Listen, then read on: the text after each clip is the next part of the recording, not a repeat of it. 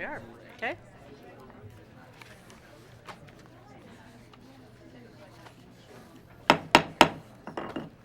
Good evening, everyone. This formal meeting of the Board of Education for September 23rd, 2014 is called to order. I'd like to extend a warm welcome to everyone present and to our television viewers. Any item that will be voted on this evening has been posted as required by state law. This meeting is being televised and will be replayed throughout the next 2 weeks. Please check the board website for replay times. This meeting is also being streamed live on our PPS TV services website. Tonight, we have the honor of honoring some of our outstanding partners. I'd like to invite Lorenzo Poe, the Chief Equity Officer, to the staff table.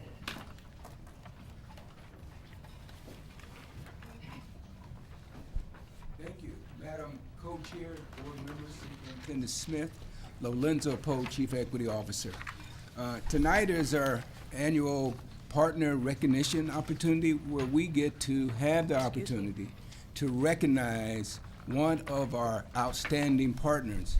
As you know, the district is blessed to have numbers of partners and volunteers who give so much time, energy, resources, both human and financial, to the district in support of our instructional mission. Tonight, we will recognize one such partner, and with that, let me turn it over to Superintendent Smith, who will introduce and say a few words about our partners who we are recognizing this evening. Superintendent Smith. Thanks, Lorenzo. So as many of you know, last year we held our first citywide children's book harvest, and it was totally awesome. The book harvest is one of the key strategies in our third grade reading priority, so ensuring that all of our students read at grade level by the time they exit third grade. The book harvest is about improving access to books for all of our students. And for 3 weeks in November last year, folks donated books at 29 Portland Public Schools where PTAs held drives, and PTA was one of our key partners in actually organizing the drives at a school level. New Seasons Market Stores and Rivermark Credit Union served as drop-off sites. Iron Mountain donated boxes, and U.S. Bank provided hundreds of volunteers to clean the books. We also had numbers of our employees and students go be part of the book cleaning. The book harvest surpassed the goal of 25,000 books and brought in nearly 30,000 books. And the Children's Book Bank stored all those books and organized the cleaning and the distribution. So just before school let out last year, every student at our 5 pilot schools in our third grade reading initiative chose 8 books, and they got to select the books that they wanted, because part of it was really getting to have students see things that were things they were really interested in and getting to pick the books, not just have a backpack that was pre-sorted for them, but they got to go through the selection and start to build their own home library. So we're going to show you a little video from the book drive last year. My name is Sammy Figueroa, and this is our school, James John Elementary School. Today, it's been fun because we got free books, and then I can give most of them to my brother now. I have this one. This is for my brother. I give books for my brother. Like whenever there's something free, I get it for my brother.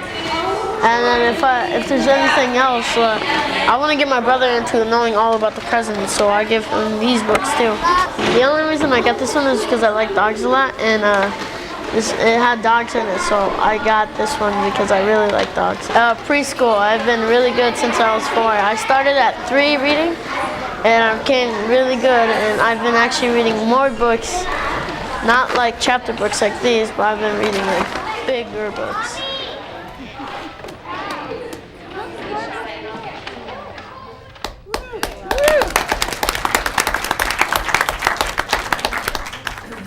So tonight, and before we gear up for this year's book harvest, which we are going to do again this year, we wanted to do a special moment of appreciation for the Children's Book Bank. And we have a plaque, and we're going to ask Danny Swope, the Executive Director of the Children's Book Bank, and members of the board to come on up. But we're going to ask you, before we keep going, come on and have a seat, because you'll get to say a few words. You will. But we'll then come up and do a photo with you. And the plaque says, "Presented to the Children's Book Bank in recognition and appreciation of your contributions to the students and staff of Portland Public Schools," and a plaque to take home. I will just say this has been a really just awesome partnership. It was really moving to go and see the books being cleaned and see how many people were engaged in actually having that happen, and sorting them so that you really had interest and chapter books and the kind of books that students were going to be drawn to.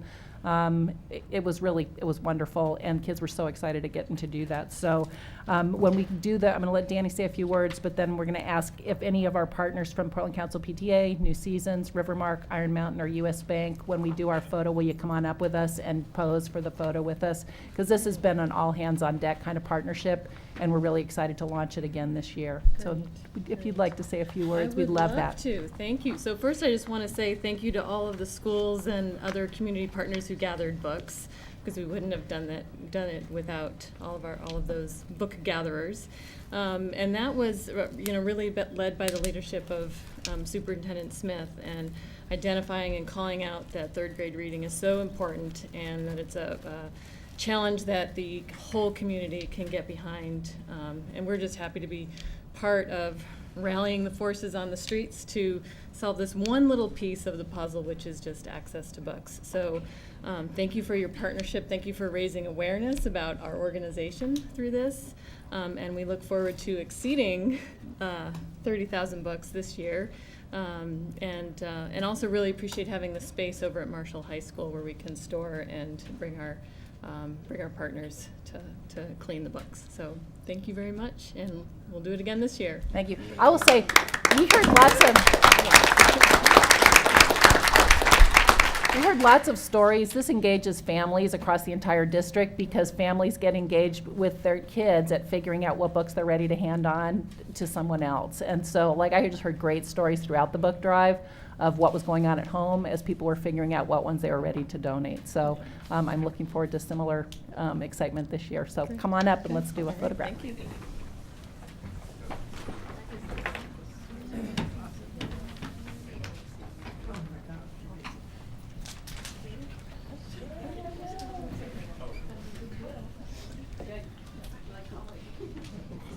PTA, come on up.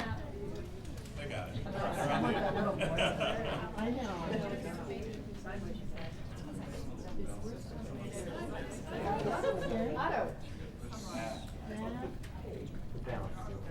Might need one more person on this side. We're represented. Yeah, good. Have the red dot.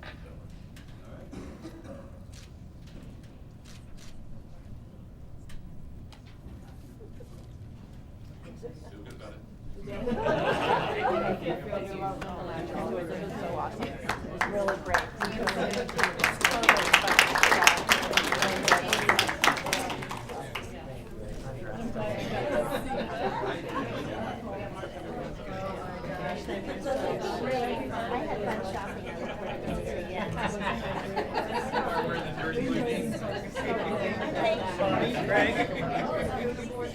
Hey Greg, Bobby, we need to take a new board photo while we is here. Yeah, so we're gonna do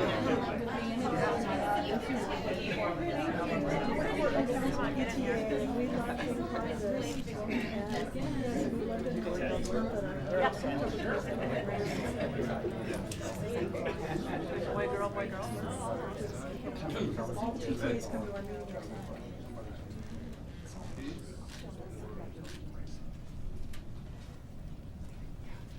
You guys are all invited to our official photo session. wait, if Carol, if you'll join for one, we'll get Carol.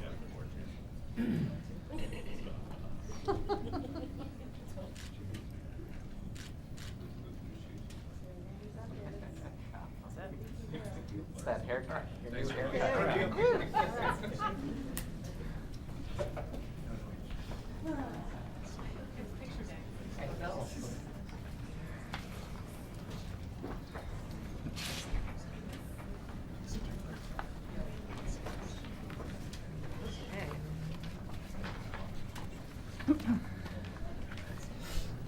Well, thank you again to all of you who participated in the book drive, and it's wonderful. For the wonderful video to start off the meeting, that was great. So next on our agenda is the superintendent's report. Superintendent Smith, would you like to go ahead and present your report? I would. So it's been a really uplifting start to the school year, and I shared some of what my first week was, which was just a blast being out in schools and feeling the enthusiasm as the school year started. One of the things was that we got to do was open the Clarendon Regional Early Learning Academy. And our partners, Director Regan and I, and a 3-year-old named Ava Monk, joined in the bright orange ribbon cutting on September 10th in front of the remodeled Clarendon School, ushering in a new era in pre-K education in PPS. The new Early Learning Academy brings together Head Start, several culturally specific preschool programs, and resources for parents. The holistic approach to providing a strong start to school for children will be contributing to all of our goals. So we really believe in getting a strong start being the key to every one of our individual students having a successful career in Portland Public Schools. The academy will serve children ages 15 months to 5 years and their families. There are 110 students who are currently enrolled at Clarendon with only 14 slots left. And I'm going to say the neighborhood came out in droves for this opening, and are totally excited just to see what's happening in the school that's now been closed for 7 years. So they were so excited just to see the kind of what will be going on there and just having it open again.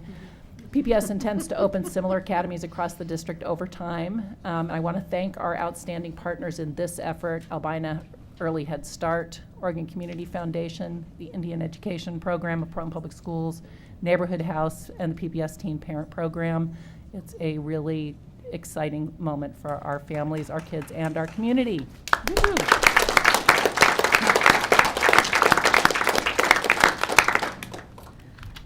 So the next photo you'll see is just a recognition of our Roosevelt students and the new Roosevelt principal, Philippe Haristek, and the Multnomah County Youth Commission, who organized a really powerful opportunity for students to share their perspectives and feelings after an incident involving police and a Roosevelt student earlier this month that was circulated widely on social media. So Roosevelt students contacted the Multnomah Youth Commission after the incident with the police, and students initially wanted to organize a protest downtown, but collaborated with the commission and decided instead to hold a listening circle and to invite Mayor Charlie Hales and Police Commissioner Mike Reese, who's also a Roosevelt alumni. Both Assistant Superintendent Antonio Lopez and myself attended so that we could hear students' perspectives, and Charlene Williams was a chief organizer supporting students putting this together. Students spoke really powerfully about their experiences with police. They expressed respect, but also challenges. And I will say that students conducted themselves incredibly well. We had one outside person who came and started that was shockingly not respectful, and students were quick to clarify that this was not a member of their student community and that they were conducting themselves with respect, which was actually very impressive. They spoke both about understanding the difficulty of the jobs that the police do, but also just shared stories of walking home from athletic practice and being stopped by police, and just the challenge of that experience, and really wanting the police chief and the mayor to understand that and really take that into account as they're doing training for officers. We had a number of officers that came to the event, both our SROs and police officers, and I was impressed with the students. I was impressed with the Multnomah County Youth Commission, and want to thank them for helping organize it, and just say, Rough Riders, you did a great job at just representing and also sharing and telling your truth. So thank you, and thank you, Charlene, for that.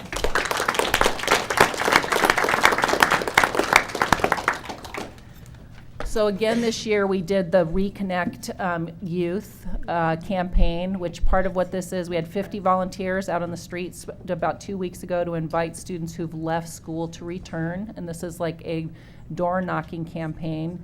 Our district's Reconnection Services Department organizes this event called Reconnect to Your Future. And volunteers gathered at 6 school sites: Cleveland, Franklin, Grant, Madison, Jefferson, and Roosevelt.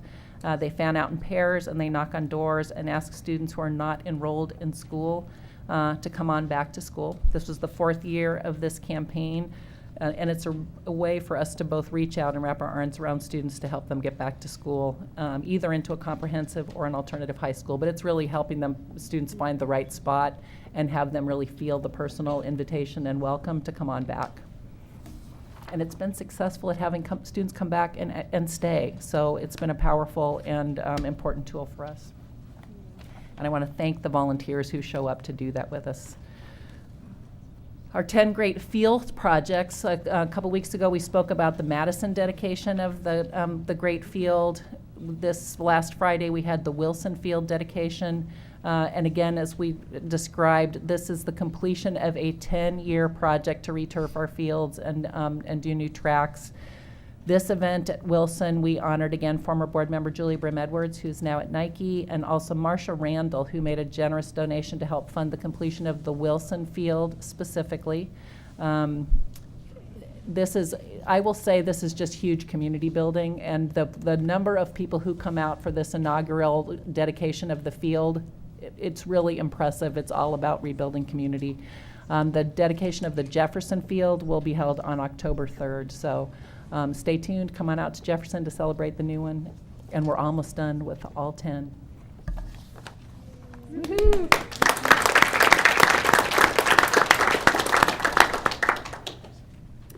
Okay, Theodora, also a member of Super SAC, but we recognized you at the last board meeting, and we're recognizing you, and you've got gotten tons of media attention that you've handled incredibly gracefully, I will say. It's extremely rare for a student to get a perfect score on the SAT or the ACT, and one of our students, Theodora from Lincoln High School, did that on both. Theodora Motz got perfect scores on both the SAT and the ACT. Tons of media attention. She's been really awesome at just being so graceful at being interviewed and talking about just what goes beyond test scores. So she loves learning for learning's sake, is fluent in Mandarin, has wide-ranging interests including music and student government. She's been on Super SAC and pole vaulting, has done incredible community service and volunteer work. That's a lot about what she talks about that has meaning to her. And Theodora, we just wanted to give you a moment to come on up and say a few words. But woo.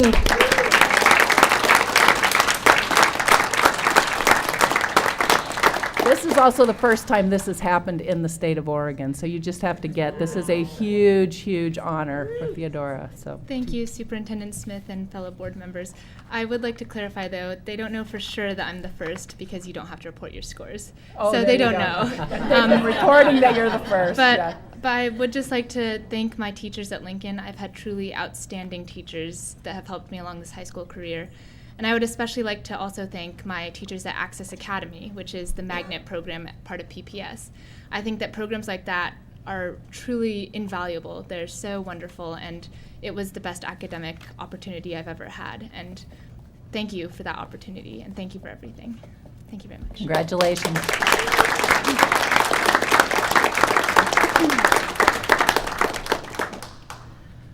So we had 60 kindergarten and first grade students who kicked off our King Elementary Mandarin Immersion program this year. It's a half-day model where students learn in Mandarin for half of the day and English for the other half. The program got off to a great start. 50 students enrolled in Mandarin camp in August to prepare for the beginning of the year, and King Principal Aaron Berg has reported that students are already speaking Mandarin at home and overall, and the reception has been terrific. We now have immersion programs in 6 languages at 28 schools in the district with more than 4,000 students participating. I'm just going to say woohoo! And I'm looking at Dave Porter up there, our champion. Woohoo! More. Our dual language immersion programs are part of our overall strategy to close achievement gaps, and data has shown that African American students on free and reduced lunch, those with behavior challenges, and students with disabilities perform better academically in dual language immersion programs than in an English-only program. So this is a key strategy. I want to recognize Albina Head Start and Executive Director Ronnie Herndon. Albina Head Start piloted a Mandarin program, and it went so well it prompted PPS to start one at King Elementary to continue serving students who had started at Albina Head Start. So thank you to Ron, and thanks to our dual language immersion department. the teachers, principals at King, and everyone involved in making this program such a great success right out of the chute. We're excited about this.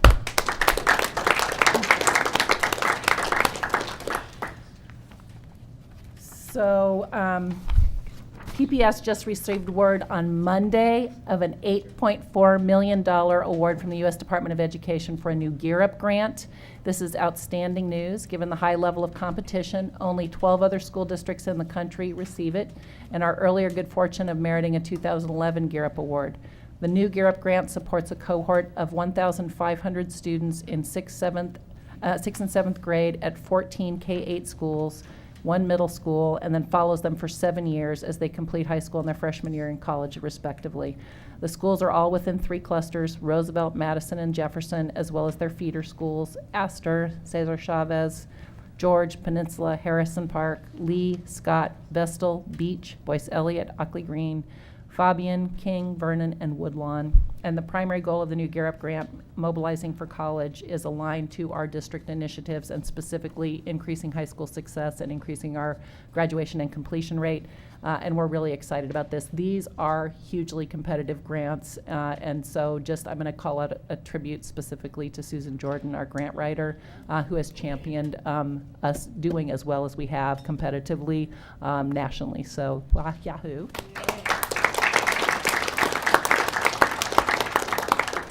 And my final is just a recognition. Antonio Lopez was recognized recently at the Latino Network's Bella Noche awards dinner, he received, it was such a wonderful, wonderful tribute to Antonio, our assistant superintendent, and he gave a very moving, very personal, very heartfelt acceptance of this award, that the only moment in the entire evening that the whole room was silent was listening to him. And truly, it was just really passionate about just what it means for him to be leading here in Portland Public Schools. So I just want to say, Antonio, he's off in Atlanta, Georgia right now at a conference, and so is not here to hear us recognize him, but please join me in recognizing him, because it was wonderful to see him get this recognition in the community.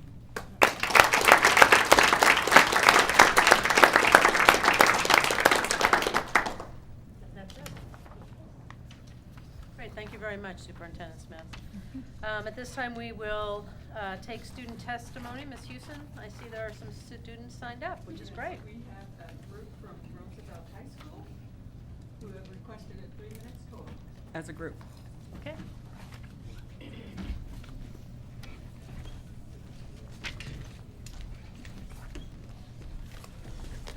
Go ahead and introduce yourselves. Let me read public comment for you so you understand how we do it, and then introduce yourselves. Okay. Thank you for taking the time to attend this meeting and provide your comments to the school board. We value public input, and we look forward to hearing your thoughts, reflections, and concerns. Our responsibility as a board is to actively listen and reflect on your comments. The board will not respond to any comments or questions during public comment. We have asked our board manager, Roseanne Powell, who is sitting over here on the side, to follow up on any issues raised in public testimony. Roseanne is available after your testimony. Guidelines for public input emphasize respect and consideration of others. Complaints about individual employees should be directed to the superintendent's office as a personnel matter. You have a total of 3 minutes to share your comments. Please begin by stating your name and spelling your last name, and why don't you guys all do that at once before we start the 3 minutes, so we don't take your time of doing that. During the first 2 minutes, you'll see the green light. When you have 1 minute left, you'll see a yellow light go on in front of you, and when your time is up, you'll see the red light go on and a buzzer will sound. And we ask that you try and wrap it up right after that, okay? So again, thank you very much for being here tonight. We're always excited when students come to testify. Mm-hmm. All right, so we are the Roosevelt High School Library Employment Reform Committee. I am Student Body President Hayden Brunell from Roosevelt High School. I am Max Brunell, and I speak for the freshmen of Roosevelt. I'm Amanda Ryan, here to represent the sophomore class. And I'm Taya Hartley, and I am ASB Vice President. Okay, great. Thank you for being here. Thank you. All right, so we came here to ask for the superintendent, the school board directors, and the student representative to consider using a reasonable portion of the newly found $16.8 million to make Roosevelt High School's librarian, Ms. Tai, a full-time librarian as soon as possible. The reason for that being is that my peers would utilize a full-time library. Too often do we hear when we ask, when's the library open? Can we have access to books and computers? And can I use a printer? And oftentimes the answer is no. Our current library conditions at Roosevelt are holding the student body back. Roosevelt has many students at home that don't have internet access, printer access, or computer access. Not every student at Roosevelt has the financial capability to purchase an iPad from the school, and not all students have books that they need at home for the school. As a freshman of Roosevelt High School, I speak on behalf of the freshmen. Most of us come from a school that had a fully functional library, but when I came, it was only 2/5 of the time. I beg that you fund for our library to become full-time, please. And according to the Portland Public Schools High School System Design, the superintendent's revised action plan, on page 10, bullet point number 2, it says a fully operational media center tool for the 21st century is required within all high schools. And the students at Roosevelt feel that we are getting unfair treatment because we don't have a fully operational media center. As of September 16th, 2014, our library is now open 5 days a week, yet we consider Roosevelt Library not a fully operational media center if we can only check out books on Tuesdays and Wednesdays. All students, and that includes students from Roosevelt High School, deserve to be able to check out a book when they please. Every student should have access to 21st century technology. Please use a reasonable portion of the newly found $16.8 million to fund a full-time librarian at Roosevelt High School. It's what Ms. Tai, our current librarian, deserves, and it's what the students deserve, and it's what the community deserves. But by funding a full-time librarian, you are fulfilling the promised fully operational media center that our school deserves. You are giving students the needed access to books at all times. You are giving the students the technology that students need to strive at school, in which some students feel limited at home, and giving us a full-time librarian would give us unlimited access during school hours, which is what the students need. Also, not to mention, upperclassmen would like to utilize the library for college and scholarships applications as well. If you do this, I believe that you will improve PPS as a whole. Please take our request under consideration.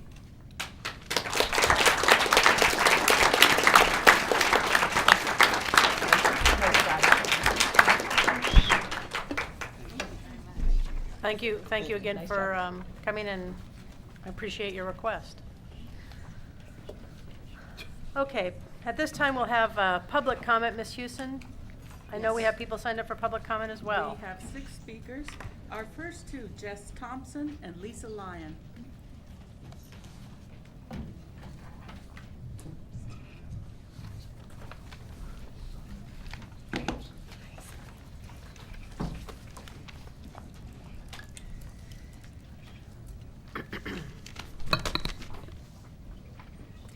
Greetings, Superintendent Smith, Board Directors, and our latest student representative. I'm here today to give you encouragement for the work you will embark upon this year. Soon, you will be voting on policy changes that will have long-lasting impact on the most historically marginalized students in our district. PPS has a culture of school choice and rugged individualism run amok.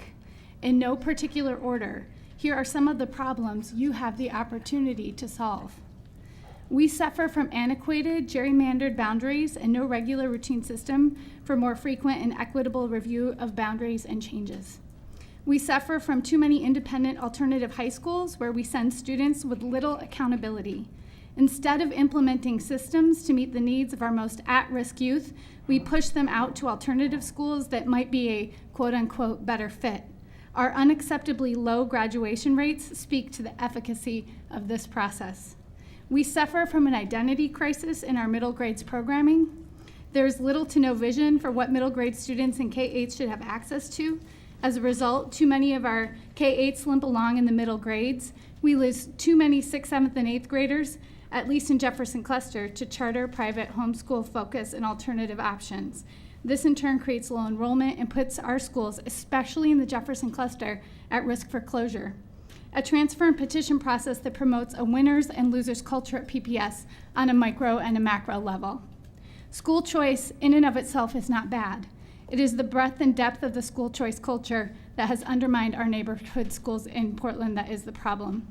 Currently, I believe we spend far too much financial, personnel, and political capital on issues of enrollment balancing, a process that has not, at least in my 17 years in Jefferson Cluster, actually balanced enrollment or closed a very real and severe racial achievement gap.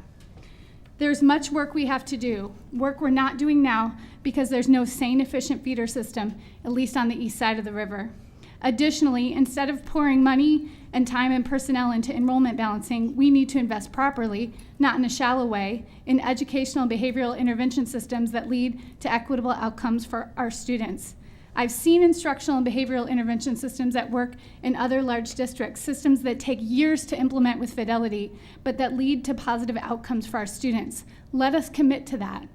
I believe there had been a fear in the past of losing wealthier, primarily white families if we reined in the rabid school choice culture to begin investing in all of our students. Please do not let fear dictate your decisions. If you take brave, visionary actions this year, it can lead to investment in school-wide and feeder-wide instructional and behavioral intervention systems that are designed to close our racial and socioeconomic achievement gap. If you take the right actions this year, it will stabilize enrollment and prevent future school closure and educational displacement of legions of our most historically marginalized students.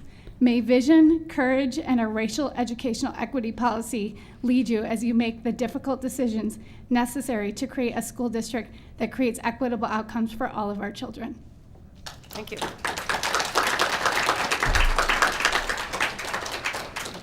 And just as a reminder, would you please state your last name and spell it for the record? Thank you. Good evening, chairs, members of the board, and Superintendent Smith. My name is Lisa Lyon, Lyon. I believe everyone agrees on the importance of getting children to read at grade level by the end of 3rd grade. I was heartened to hear that there may be professional development money for teachers regarding dyslexia. As decisions about possible trainings are considered, I implore you to consult with qualified, knowledgeable dyslexia specialists to make these recommendations. Please do not allow professionals who have denied past services to those with dyslexia to purchase programming for teacher education. Good programming costs the same as bad programming. My colleagues and I are excited for the possibility of teacher education about dyslexia, and we want it to succeed. To succeed, there must be a well-crafted, strategic vision, which would most certainly need to include input from teachers. Far away from the setting of the elementary school, I would like to share the story of a student named Jacob. When Jacob came from California to live with his extended family, he was 14. He had already experienced a life full of complicated family dynamics and challenges. Jacob had spent most of his educational career in special ed. Through a series of very fortunate events, Jacob at age 15 began tutoring with a retired special ed teacher. During the course of my dyslexia immersion, I have learned that some of the most knowledgeable people regarding effective instruction for those with dyslexia and similar brain differences are retired special ed teachers. Jacob's tutor used the Orton-Gillingham method. When he began tutoring, he was reading at the 1st grade level. After a few sessions, Jacob could see that this method was working for him. One of the first things he said to his tutor was, "Why didn't anyone teach me this way before?" Connections were being made. He could see progress. Jacob was motivated. He wanted more tutoring. He made time for it. In addition to hanging out with his friends, playing video games, and wrestling, he wanted more. He asked his tutor if she could increase their weekly sessions from twice a week to 3 times. In exchange for the additional tutoring, Jacob bartered. He did yard work and painting. Within 2 years, he was almost reading at a 5th grade level.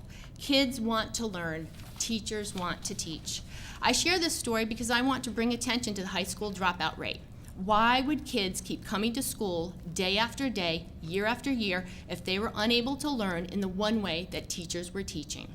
What would the behavior and self-esteem look like in a 10th grader who was reading at the 1st grade level? It would not surprise me to think there would be behavioral issues and absenteeism. What if, instead of the problem being dyslexia, it is actually the answer? I suggest there is value in trying to find out how many truant and low-achieving kids in high school have dyslexia. To change the output, the graduation rate, the input must be changed. One key part of the definition of dyslexia is the unexpected gap between intelligence and performance. When we hear someone speak who is highly articulate, our brains cannot imagine that he or she could have such difficulty with reading and writing. This disconnect causes many to challenge a student's motivation. It's the only thing that can make sense to so many. If a kid seems bright or even average and performance is poor, oftentimes teachers, even parents, think the behavior must be due to a lack of motivation, effort, or bad attitude. But what if it's dyslexia? Ms. Lyon, you need to wrap up, please. Okay. It is understood that the nature of one-on-one tutoring for all with dyslexia is cost prohibitive, but there are other successful approaches which are Orton-Gillingham-based and geared for the entire class, which means cheaper. The famous Yale University researcher Sally Shaywitz has said, "We do not have a knowledge gap in dyslexia, we have an action gap." Thank you for considering this call to action. Thank you very much.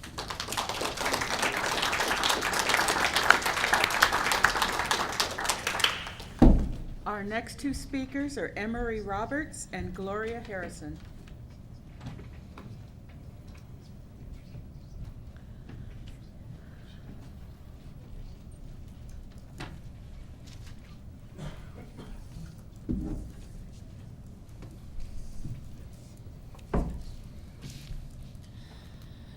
Hello, Superintendent Smith, members of the education, or the school board.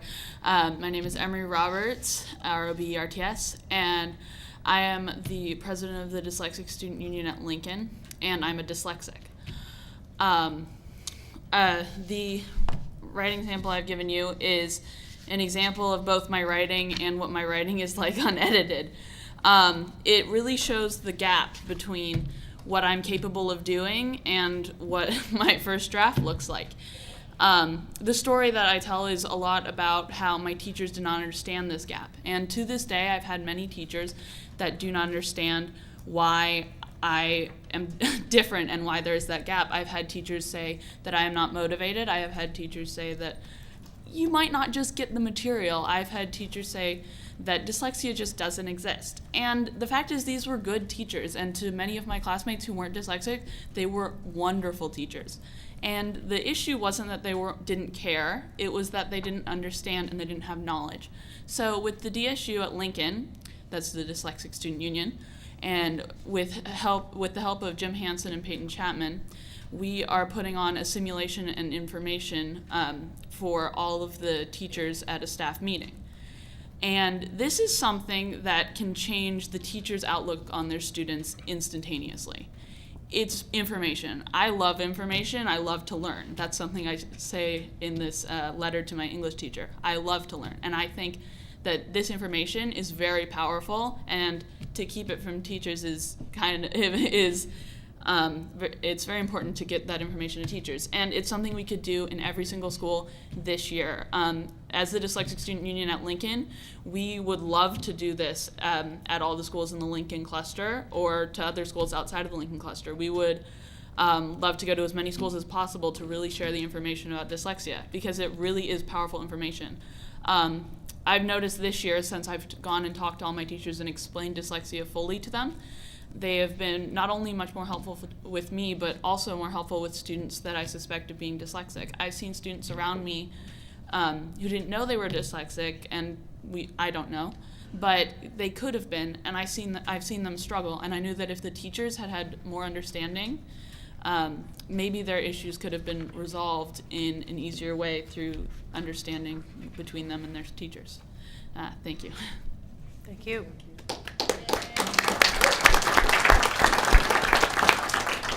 Good evening, Superintendent Smith and school board members. My name is Gloria Harrison, Harrison, and I am a parent of students in the mid-level at Creative Science School.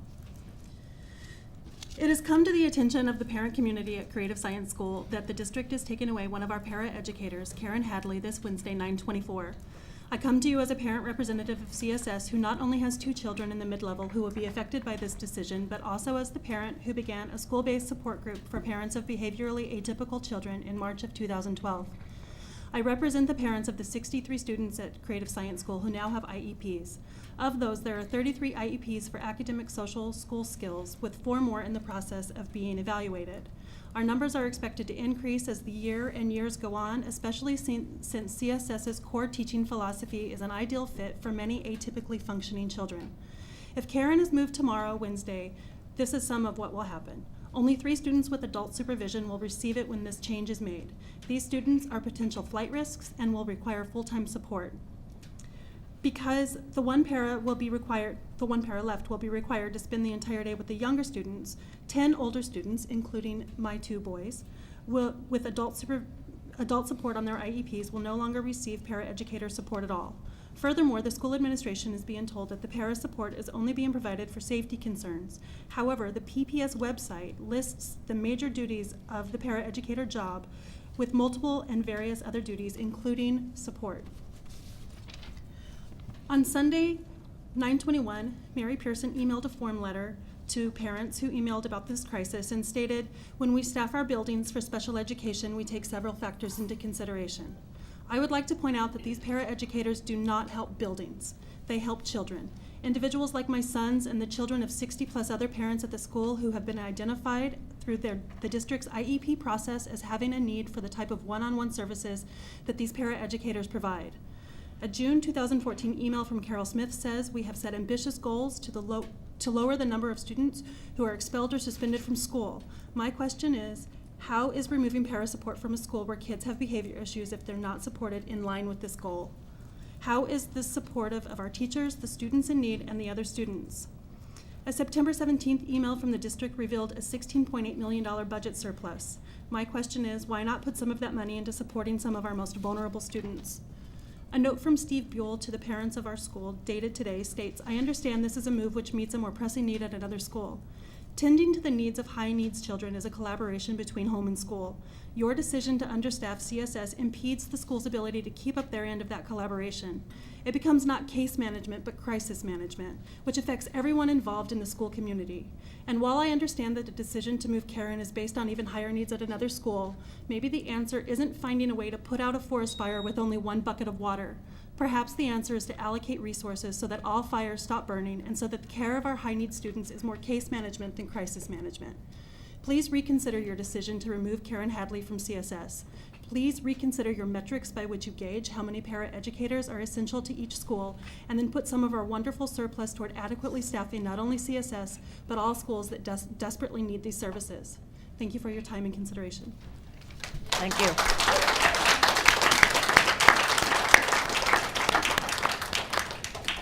Our last 2 speakers, Maura Finnegan and Greg Burrell.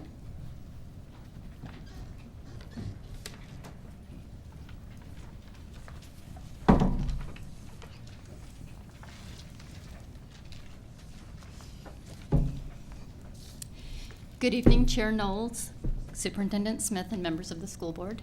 My name is Moira Finnegan. My last name is spelled F-I-N-N-E-G-A-N, and I am a speech-language pathologist at Chief Joseph Ockley Green School. I would like to tell you a story about how I became passionate about addressing the needs of students with dyslexia. 3 years ago, during my first year on the job, I had a 5th grade student who transferred to Ockley Green from the Pioneer program. At my first meeting with him, he said to me, "Can I tell you a secret?" And I said, "Nope, I just met you. You can tell me your secret next time." It turns out that his secret was, I can't read. He was a 5th grader, but he was reading and writing at the kindergarten level. He had behavior issues, which may well have developed as a way to divert attention from the fact that he couldn't read. But he had shown the courage to tell his secret in the hopes that someone would finally teach him how to read. I was shocked and perplexed as to how this student had made it all the way from kindergarten to 5th grade, and yet no one had ever taught him how to read. I said to him, "This is your lucky year. I'm going to teach you how to read." I quickly realized I was in way over my head. This student could read simple words such as top, but when I added an S to create the word stop, the student was completely lost and could not read the word. I did not know how to teach him to read because I did not understand why he couldn't learn to read. but I had a suspicion that the student may have dyslexia. I sought out specialized training on dyslexia, and my suspicions were confirmed. The student was suffering from severe dyslexia that had remained undiagnosed and untreated all these years. How was it possible that not a single educator in gen ed or special ed who had worked with this student over the years had missed the clear signs of dyslexia? I came to realize there is a gaping hole in knowledge and services within our school system, and hundreds of kids like this student are suffering because of it. The gaping hole is simply the lack of knowledge that there is a neurological condition called dyslexia, and it causes significant challenges for 10 to 15% of students in learning to read. The gaping hole is also a lack of knowledge regarding the type of reading instruction that works best for kids with dyslexia. It is important for these students to be taught using a sequenced, systematic, and explicit method that involves several senses, hearing, seeing, touching, all at the same time. When given this type of reading instruction, students with dyslexia can learn to read. I want to say in the strongest possible terms that dyslexia is an equity issue. Most of the families I work with at Chief Joseph Ockley Green will never be able to afford private evaluations or tutoring that some families are able to obtain for their children. Many families trust that the public school system will do right by their children, that educators have the necessary knowledge and skills to teach all children how to read. In reality, we educators are not given the tools we need in our teacher training programs or in offerings on the PPS Learning Campus to recognize and treat dyslexia in our students. The unfortunate result is hundreds of students like my 5th grader who could not read and perhaps never will. I urge you to fund dyslexia training for all teachers, including general education teachers, special education teachers, and reading specialists, so that we can help all students learn to read. Thank you. Thank you. Good evening. My name is Greg Burrill, B-U-R-R-I-L-L. Superintendent Smith, Chair Knowles, and board members, and the television audience. It's great that I got to be last this time, because listening to the concerns of kids who don't have a library open 5 days a week, a lot about dyslexia and so forth, my focus this year is going to be putting more resources into the classroom and taking them away from what I consider to be a bloated bureaucracy. It seems to be happening everywhere, not just at PPS and not just at schools. It's no accident that organizations of every type are creating more supervisory positions and treating these people as vital while lowering pay and benefits for those lower in the hierarchy. The fact that teachers are indispensable and bureaucrats are not is nowhere more true than in education. So here's another story. For the first time in my life, I need medical care, and I'm seeing the same thing in doctors' offices. People trying to follow silly rules mandated by overpaid people who don't know anything about the job they're making the rules for. Last week, in my testimony, I suggested that there should be no IT people at BESC. They should all be tech teachers. They can teach some classes and operate the system. There could be low-level people who do jobs that students shouldn't touch for safety reasons. The teachers can do the jobs that the students can't do for security and confidentiality reasons.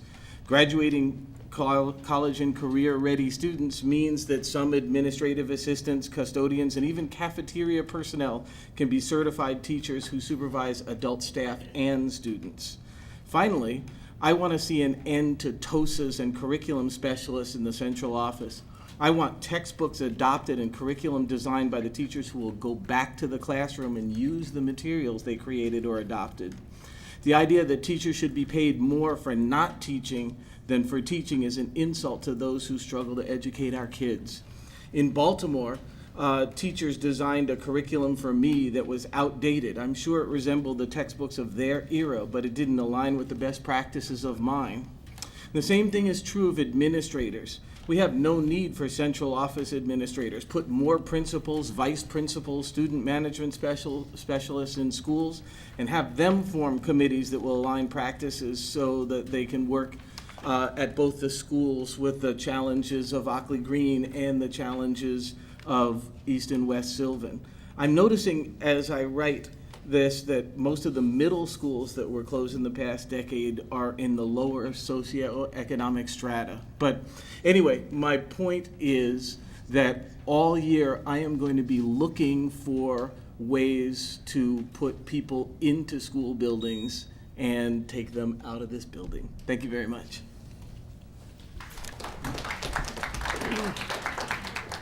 Again, thank you everyone for your comments. Please feel free, again, to contact our board manager, Roseanne, who's sitting over here on the side, if you have any questions or if you want to provide additional information for us. So, our next agenda item is the workload committee. Quarterly updates are heard on the workload committee, and tonight we'll hear the first of those updates. Superintendent Smith, would you like to introduce this item? I would. So Sean Murray, who's our Chief Human Resources Officer, and Brock Logan, Director of Labor Relations, will be sharing this report with us. And Suzanne Cohen, Vice President of Portland Association of Teachers.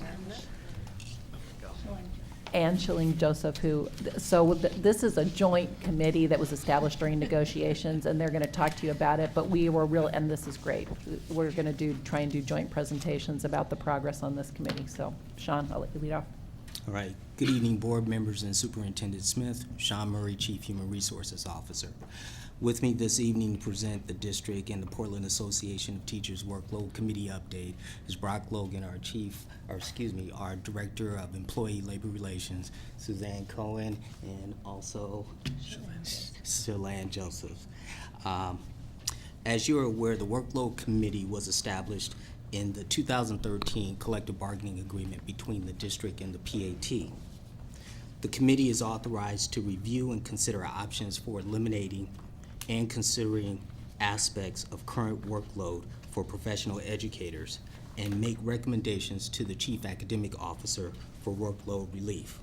The contract calls for 10 members to be appointed, 5 by the district and 5 by the union. Although not contractually required, it was suggested to the Workload Committee and the board that quarterly updates be provided to the board as a beneficial way of updating the board and the community on the progress that the committee is making, as well as the type of workload issues the committee is reviewing and the recommendations being made. Since the establishment of the Workload Committee, there's been a need to codify several changes through a memorandum of understanding with the union. The first change is going from 10 to 12 committee members. This was done to provide a broader perspective of voting members. And the second change is changing the reference of Chief Academic Officer within the contract. Due to a reorganization within the district, the Chief Academic Officer position was reclassified to Assistant Superintendent, Office of School Performance. At this time, I will turn it over to the Workload Committee members to provide you with the update. Good evening. So joining me on the Workload Committee for the district are Philip Perstick, the principal at Roosevelt High School, Carol Campbell, the principal at Grant High School, Gina Roletto, the assistant principal at Cesar Chavez, Ed Krankowski, assistant director of special education, and Sasha Perrin, senior director, Office of School Performance. For the association, it's Marty Pavlik, Uniserv consultant, Suzanne Cohen, the vice president, Shalyn Joseph, school psychologist at James John and Skyline, Steve Lancaster, a teacher at Lincoln High School, and Lisa Orcutt Kane, a teacher at Abernathy. And they've got one more position that they will be adding soon. The committee to date has met 4 times, May 1st and 22nd, June 9th, and September 11th. We had a meeting scheduled in August, but it had to be rescheduled due to some critical safety training that itself had to be rescheduled because of the incident at Reynolds. We will be meeting now twice a month for the rest of the year, generally on the first Wednesday of the month and on the third Thursday of the month. And our next meeting is October 1st. So far, the committee has developed a form that staff can use to submit requests for review of their workload issues. And we're currently working with IT to put that online and have it something that can be filled out and submitted online. We're developing the process for review. We've got some ideas, but part of that may depend on how many of these forms we get in. And we've identified a practice problem to conduct a dry run and refine our process. In addition to the quarterly updates, we do anticipate giving a more formal presentation to the board at some time later in the year after we've done some more of our work. And also, we just recently discussed a request that if we have information that comes through the committee that could impact the budget, that we get that to you early in the budgeting process. It's not really clear how much of that work we'll have done this budgeting in advance of the current budgeting process or the next budgeting process, but would certainly something we'll keep in mind, and as things come up, we'll get that information to you.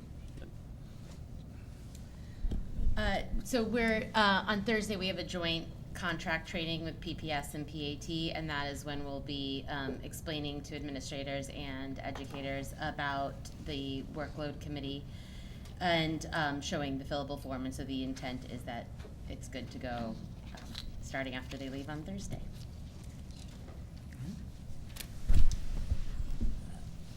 I just want to add on to what Brock Logan said about the format that we have spent some time on developing for getting the information from teachers on specific workload issues.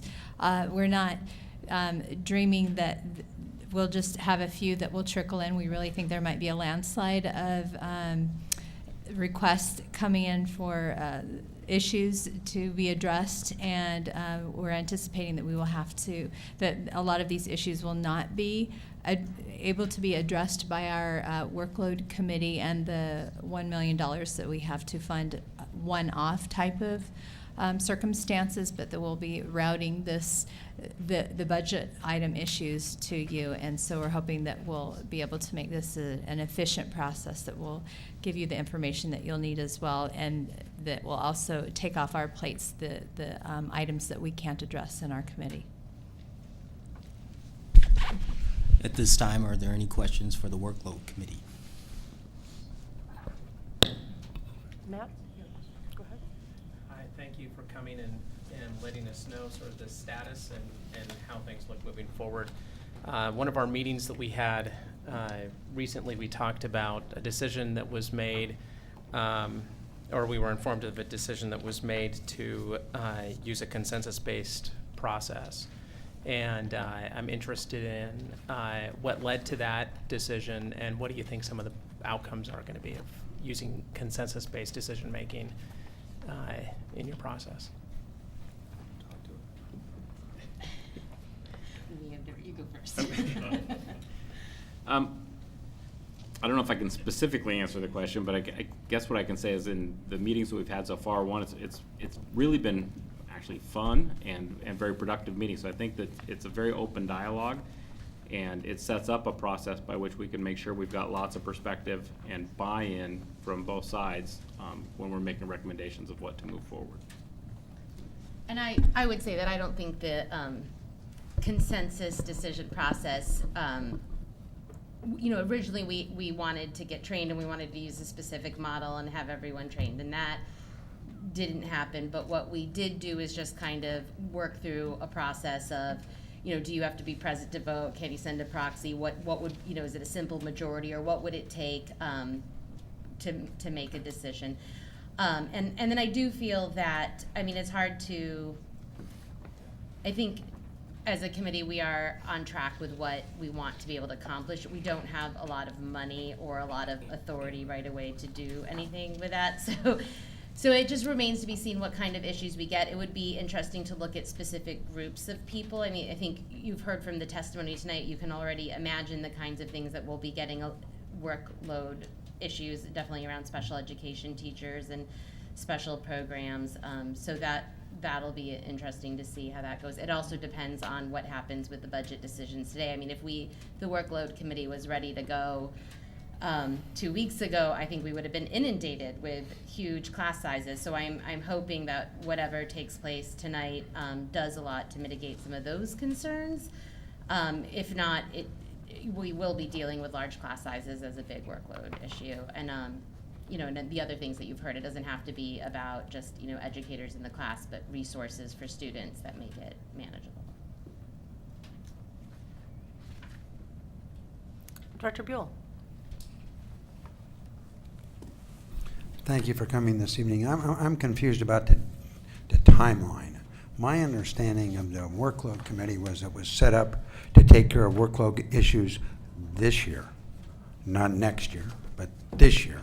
And the faster you would do that, I would think the better chance you would have, the better job you would do. So I'm curious about the timeline for when we will actually have changes being made based on the workload committee's results. What do we have an estimate of what that is? I realize that the 1st of October we do all these changes, but okay, by the 15th of October, we're gonna be whacking things out here so people have a chance to have the workload change for the whole year? Or last meeting, 2 meetings ago when I was here, somebody said something about June. I mean, can you give me some help on where that's going? So there isn't a specific timeline or a specific date to produce a product. So part of the way the committee set up is as the committee identifies things, there's several pieces in there. We specifically call out the ability to make a recommendation to the superintendent at any time and have action taken on that. So I'm not familiar with, I'm not sure where you got the idea that there's a specific timeline for this. No, I got the idea that you might be creating a timeline. I mean, we can sit around here all year and talk about what workload things need to be taken care of, but basically I would think that we want to take care of them as quickly as we possibly could.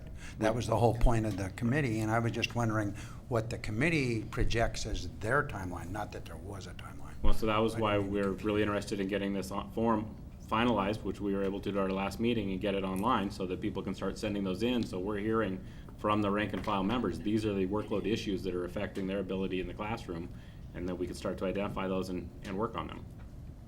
Okay, so what you're saying, if I'm a teacher now, I could send in a complaint or a workload issue that I had, and you would deal with that now? Are you up and running to deal with that? You can do that or- Thursday.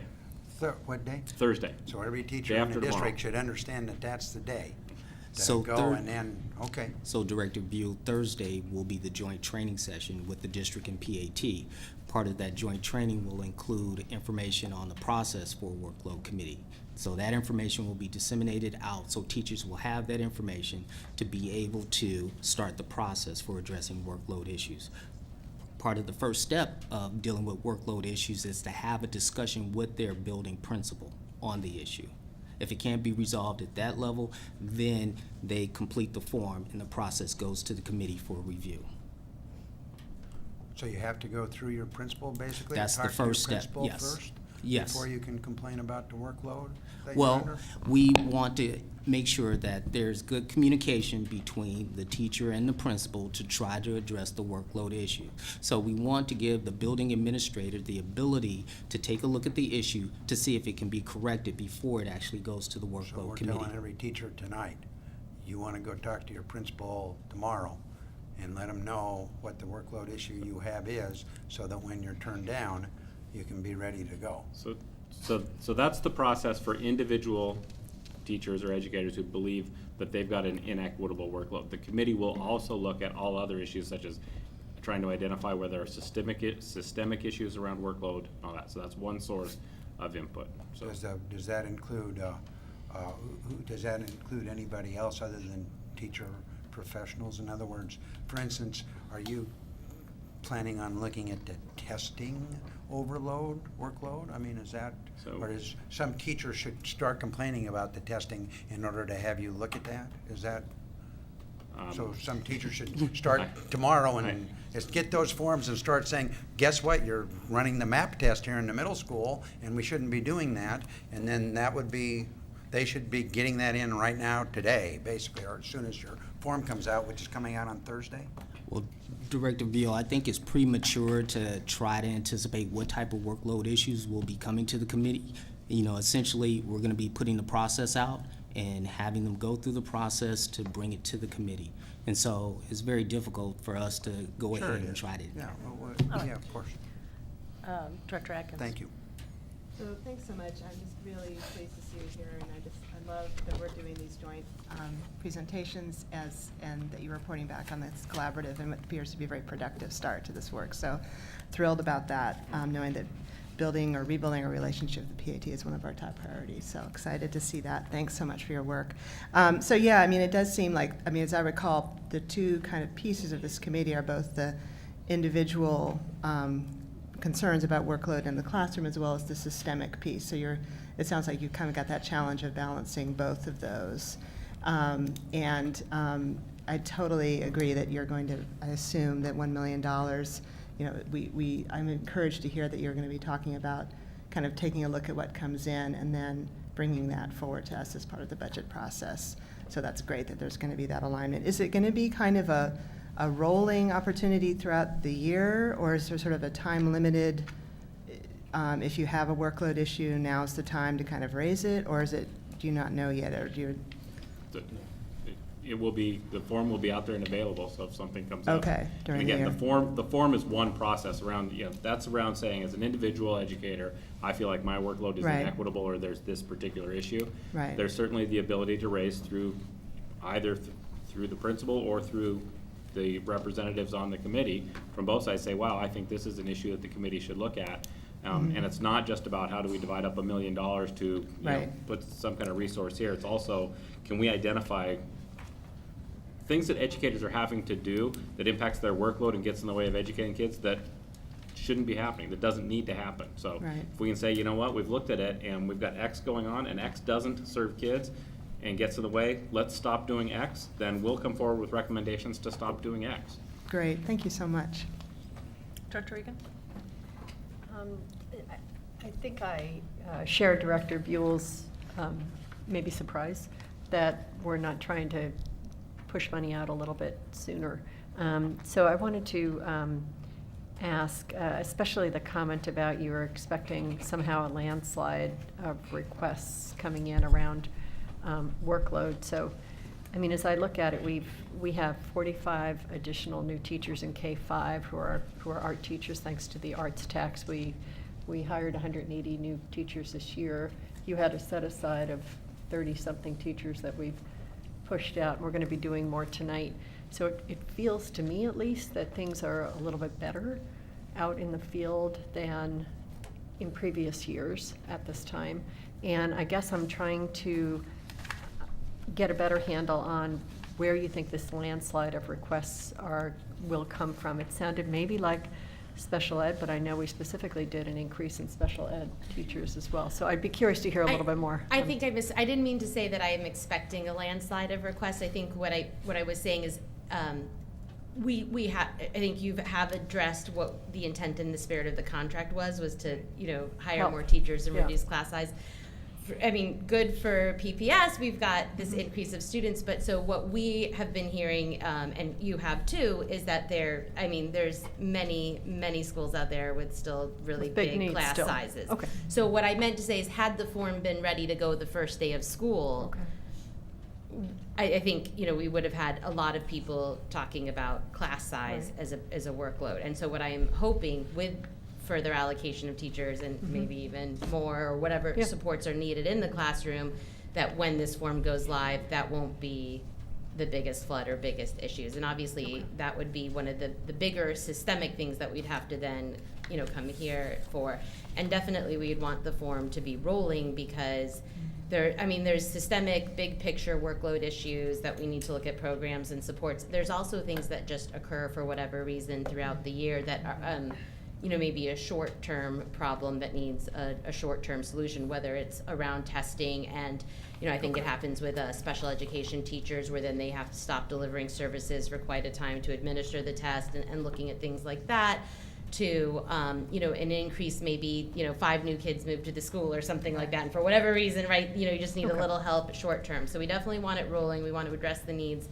We don't know what kinds of things will come in, and I didn't mean to say that I'm expecting now a landslide, but I haven't seen the numbers of all the class sizes, but I just know the reports that we have been getting, and I don't know how these resources will get allocated or what resources will get allocated. So depending on how that goes, I think we would then see if those workload issues that we know are existing right now get resolved, and before we need to do anything as a committee about it. Does that Well, make sense? I'm excited about your work, and I think that whether you get a landslide or you don't get a landslide, I think it's going to be very informative to all of us, especially if you can report back before we really get into the budget process next year, because I think everybody understands that, workload issues have an impact on student achievement. So appreciate you being here. I appreciate you giving the report. It's important. So thanks.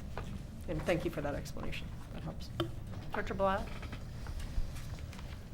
Thank you for being here. Just one question, one comment, which you've probably already thought of, to your point about saying if this had been live day one, the workload issues probably would be different now that you're getting a month and a half in.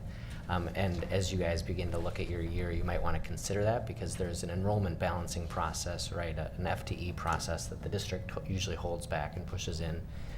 So I could imagine next year when you are live and fully functional, that you might see at the beginning a flood, and maybe that's a good checks and balance system, or maybe it'll just inundate you, and I don't know. But as you guys begin your thought process behind that, the second piece is, as you guys had mentioned about how, depending on what funding and what comes up, you guys will pass along to us. And I just want to remind you that we will be relying on you guys to prioritize for us, to help us prioritize where does it fall in the priority from your point of view, so that we can make a best informed decision rather than just saying, here's a whole bunch of issues, we couldn't fix them, we fixed these, right? So try to help us prioritize them so we understand the weight from both points of view. But thank you. Dr. Buell? Yeah, I didn't want my negative questions to be thought that I was negative towards this committee. This is about the best thing that's happened in the last year, is working together to deal with the district's problems. I think it's wonderful, and I hope you really, the faster the better. Okay, done. Anybody else? No? Great. I'll add my congratulations to getting the committee up and running and moving ahead and looking forward to the next report. So thank you very much for all being here today. Thank you.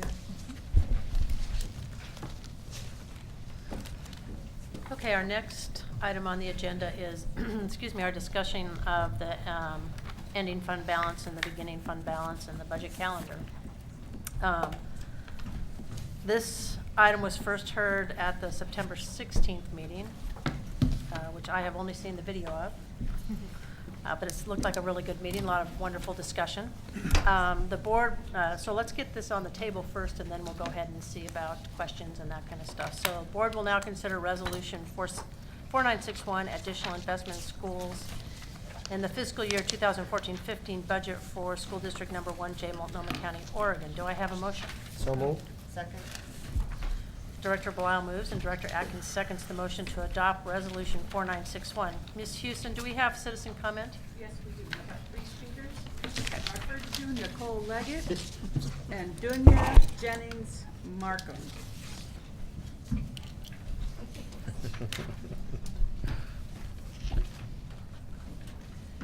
So same comments. Be sure and state your last name and spell it for the record for us. Thank you. Thank you. My name is Nicole Leggett, Leggett. I feel like the process for spending this surplus lacks the public input and accountability of the regular budgeting season. The timetable is 2 weeks without any listening sessions where answers can be found. I'm sure it's easy to spend $3.5 million on staffing. The schools are telling you just where it's needed.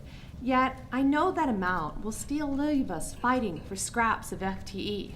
What I don't know is what are the standards that we judge by? PPS has not set a class size cap. PPS has policies in place to guide school leadership. Yet, you will issue waivers to schools that don't follow your policy? Is $3.5 million enough to keep class sizes under 30 or to enforce your wellness policy? The money needs to be spent to ensure certain operating capacity at schools are equivalent. Programs offered, elective, caseloads at all levels should be compared.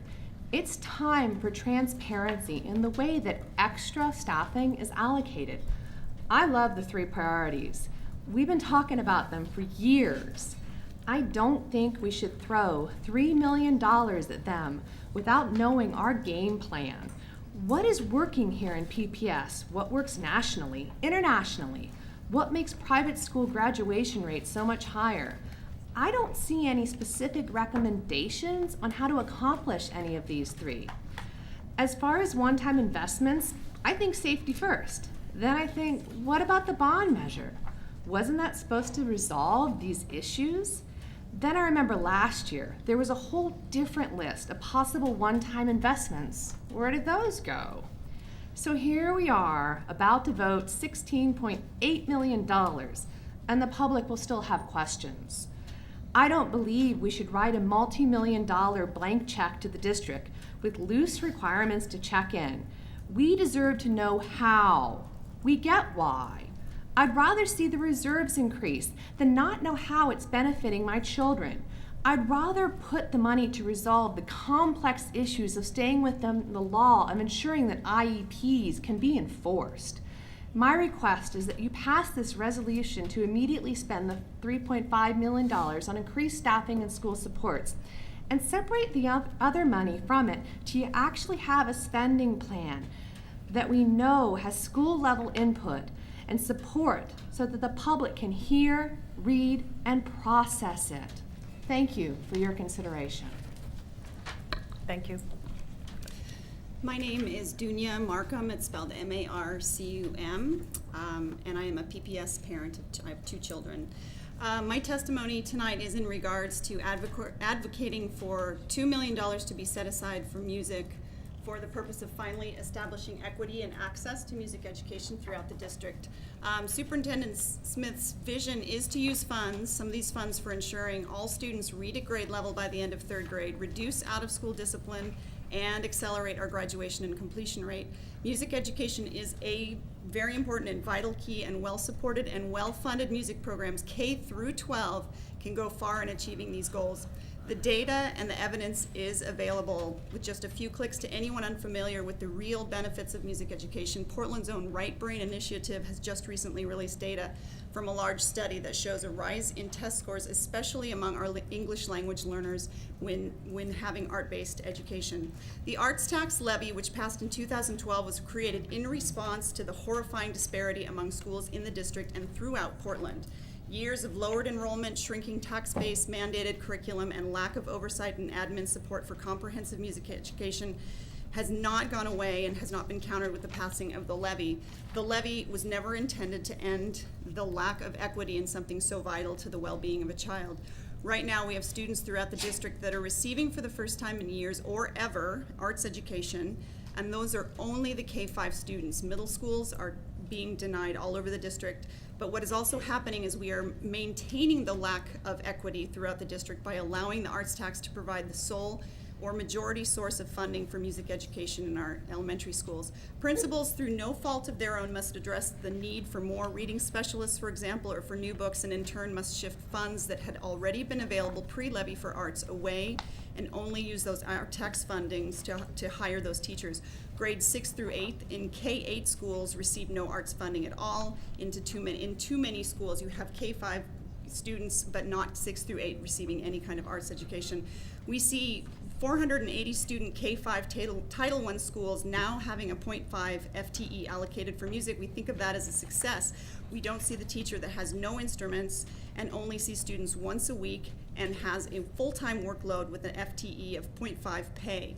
I feel like I believe the $2 million should be distributed in such a way to provide equality and a balanced distribution throughout the district.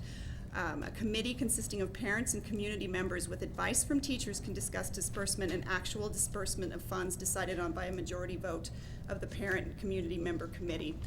Let us look to how we recently restructured athletics and PIL. One major goal was to use the restructuring to increase graduation rates and strengthen high schools, striving towards equality among those schools. This was done through disbursements of funds for each cluster so that each cluster could use the funds where it was needed.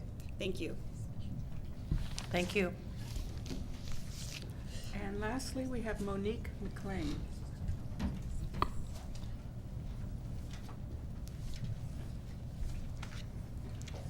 Good evening, board members and Superintendent Smith. My name is Monique McLean, M-C-C-L-E-A-N. I'm a Grant High School parent speaking on behalf of the Parents Coalition. It's great news that PPS has discovered additional resources in excess of $16 million. You have an extraordinary opportunity to make a big difference in the lives of PPS students. Please take this windfall and correct the injustice of 4 years ago. Use it to invest in the students of the city and break the tradition of part-time high school. Last week, Parents Coalition Representative Mike Rosen encouraged you to meet your basic responsibilities to students with this newfound money. We've spent the last year, including many times this summer, asking you and PPS administrators to staff our high schools with enough teachers so that all kids could take a full day of classes. We headed into late summer without enough teachers to staff our high schools. Our principals worked overtime to stretch the FTE in dollars that they were given to try to provide students with relevant courses and full schedules. This was extremely challenging because they lacked the teachers needed to fulfill the classes and sections requested by students. It's disheartening and disappointing that this windfall news comes after school has started. The least disruptive time to add teachers is of course, before school starts. It is also the time when the greatest number of teachers are available for hire. Sadly, the issues with our high schools extend beyond the classroom. Last spring, we worked with directors Regan, Curler, and Buell to provide the neighborhood comprehensive high schools with more support so that students and teachers could have access to basic levels of support from librarians, IT managers, bookkeepers, and IB and AP coordinators. Unfortunately, that was voted down by the board. But you will soon have another opportunity to do the right thing for students across the city. Given that you have a local option levy on the ballot, it will be easier to make the case to voters that you need the additional $4 million from the urban renewal carved out if you support real school needs now versus just locking up most of the money in reserves. We've already communicated in a letter that asks you to prioritize student-focused investments. Our top priorities are staff high schools, so students who want or need a full school day have one. Provide additional support staff, librarians, and IT fixes for high schools, as was requested last spring. Offer classroom materials, supplies, and current textbooks for all teachers, but especially new teachers. They have nothing when they are hired, and principals do not have money in their general funds to allocate funds for curriculum or equipment. Set aside funds to add 3 more days to the 2015-16 school year. Now's the time to make this forward-looking commitment. We're 47th in the nation for graduating students in 4 years. Students at all levels are being shortchanged, and it's time to make the investment in a longer school year. Thank you for your consideration. Please provide support now when we need it, not at a distant point in the future. And I'd like to submit the Parents Coalition letter to the board for the record, please. Thank you very much. Just give it to Ms. Houston or to Roseanne. Thank you.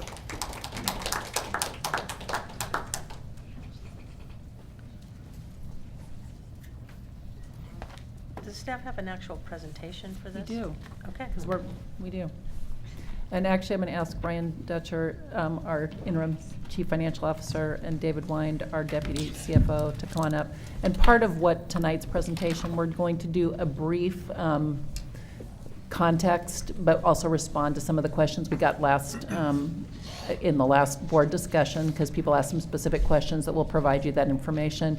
And then secondly, after these guys do the context, I'm going to walk you through 5 scenarios, because what you are going to be, and I'm going to let you go ahead and go to the first slide here, because part of what tonight you're going to be looking at is an actual decision that we're going to ask you to release the $3.5 million, both for school staffing, and I'll walk you through the specifics of this, but secondly, adding to that an addition for the school-wide support table, and I'll walk you through the specific, but that one's an actual decision. Secondly, it's establishing your best thinking on how much you want to hold in reserve and how much you're willing to spend, but you would be then giving that back to us to come back to you with spending plans on the 3 priorities and on the one-time investment. So the decision before you tonight is just what amount you want to hold in reserve and what amount you feel comfortable spending, okay? So we're not asking you to do the specific. We will be coming back to you with here's the spending plan and the strategies. So I'll walk you through that. So So those are the 2 things in front of you tonight. We're going to start with walking you through the context. Thank you. Good evening, Chair Knowles, members of the board, and Superintendent Smith. In consideration of tonight's decision, we're here to present an update from last week's work session. And specifically, we're going to walk through a couple different things, and some of this is going to be review, so we won't go into quite as much detail as we did last week. But David's going to give a quick oral update on the budget calendar. We're going to talk a little bit about the ending and the beginning fund balance, and that's really the heart of the discussion today. So we'll talk, I think some people will probably be interested in hearing again kind of the root causes behind why our ending fund balance is almost $17 million higher than what we initially anticipated. We'll give a little bit of context, mainly as it relates to this year, and then we look forward to next year, a little bit of context into what we're seeing on the horizon. A little bit of history on some of our school staffing updates, As Superintendent Smith mentioned, we'll spend most of our time tonight on our scenarios and our revised proposals, talking about high school support, and then we'll get into the next steps in terms of what the next steps that staff is recommending in terms of check-ins and when you'd expect to see more information from us. So real quickly on the budget calendar, as we indicated to you last week, today is when we'll be publishing that calendar for the coming 12 months. It's a more detailed budget calendar than we've produced in the past.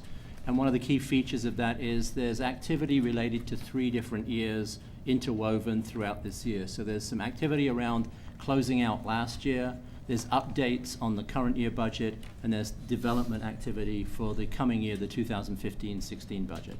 So all of that is interwoven throughout the year. And so most of the discussion tonight is going to focus on the state school fund. So our state school fund, for context, is about 75% of our general fund. As David mentioned, it's developed over a multi-year timeline.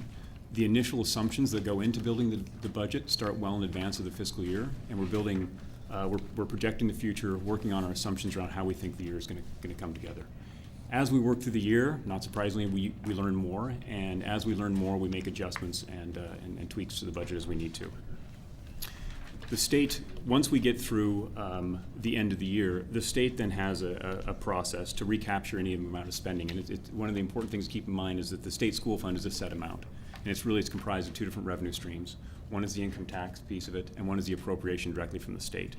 So at any time, if the income tax revenue is higher than the amount, the state at some point, and it's usually a delayed manner, the state will make some adjustments to bring us back into alignment. The difficulty is around the timing. The state can come back as much as 12 months after the year is ended to make those adjustments. All of those adjustments, we do our very best to estimate those. It's an allocation formula you should keep in mind. It's largely a lot of complexities, a lot of adjustments, but for the most part it's based on a student count. As we think about this year, there are a number of things, and in the interest of transparency, there are a number of things in our budget that we have an idea will probably change. As one example that I think is probably pretty relevant, with all of our additional hiring for teachers, we're forced to put an assumption in our budget around initial salaries.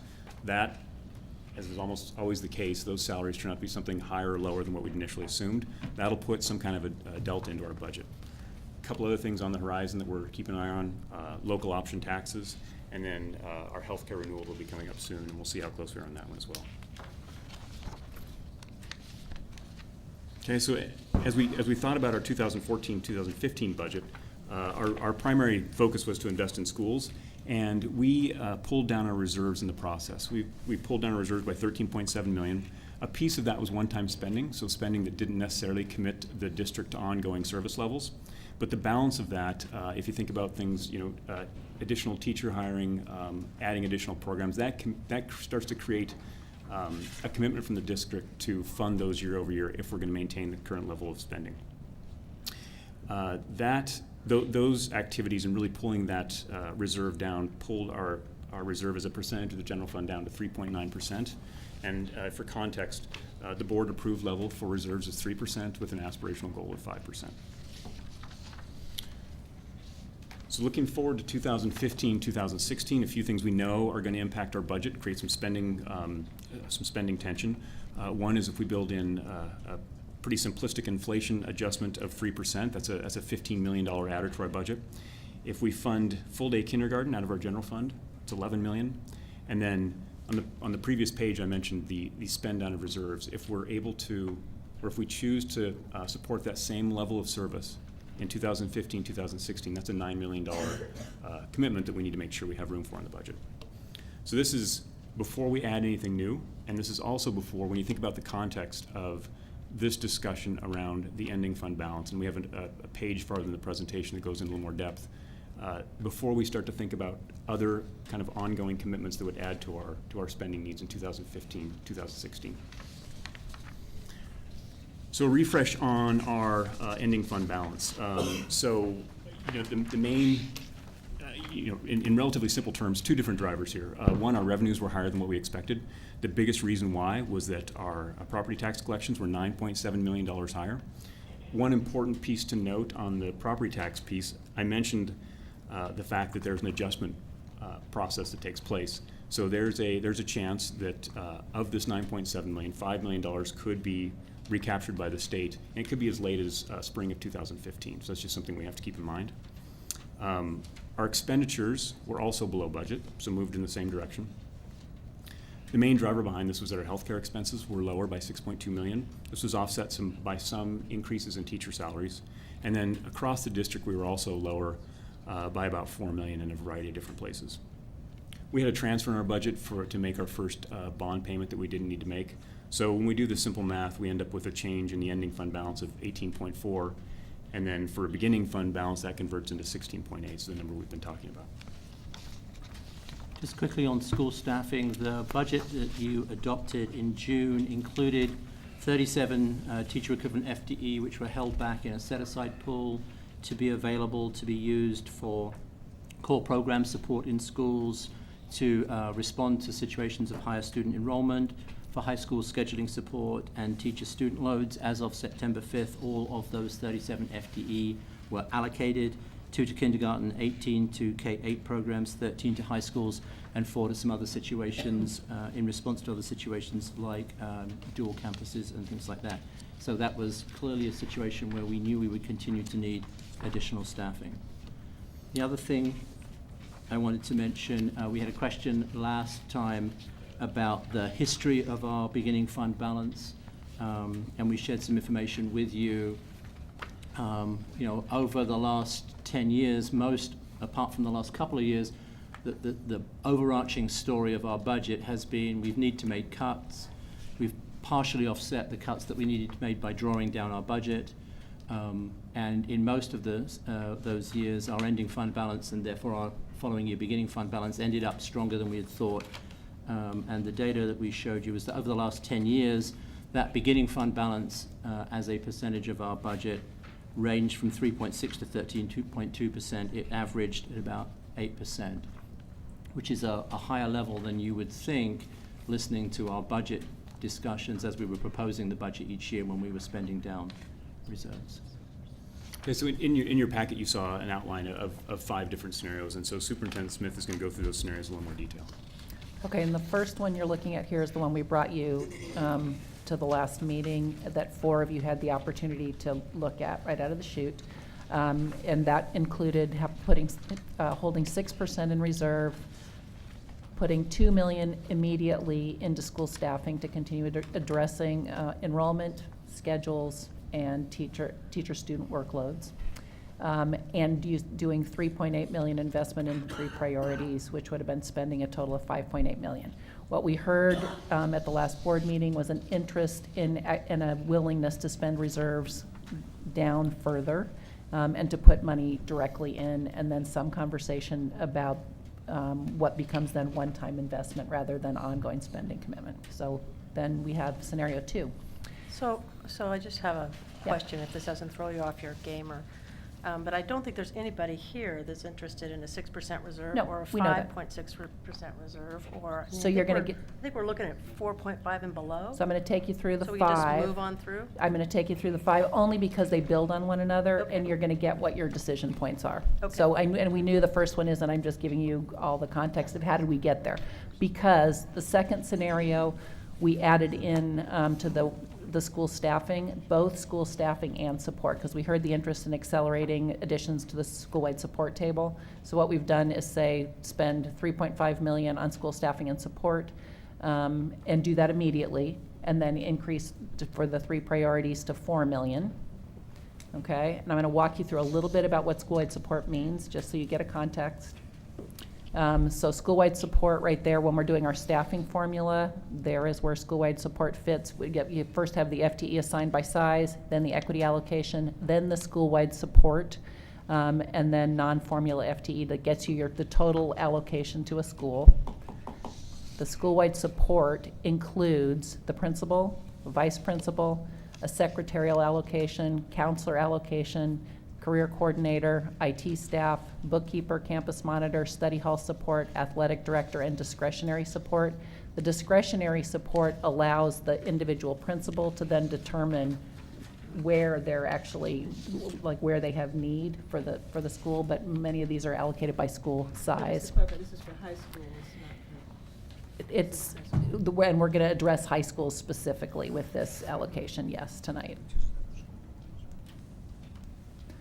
What we heard about the school-wide support for high schools, and this was, so we had our team meet specifically with the high school principals to talk about if we were to do some kind of an additional allocation now, how would we want to do it? But what this allows us to do is allocate more resources based upon student enrollment to address needs outside of the classroom. Continue to support the effort to ensure that all of our students are prepared for college and career upon high school graduation.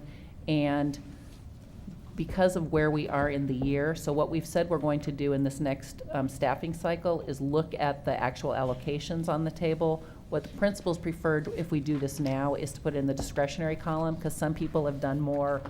Maybe they added a testing coordinator, maybe they added a career count. I mean, people have done different decisions. They want the ability to then add it where they need it, given where we are in time. But just outside the classroom. But These are it's not outside the classroom. teachers. It's the school-wide support table, yes. But is that so referring to consolidated budget?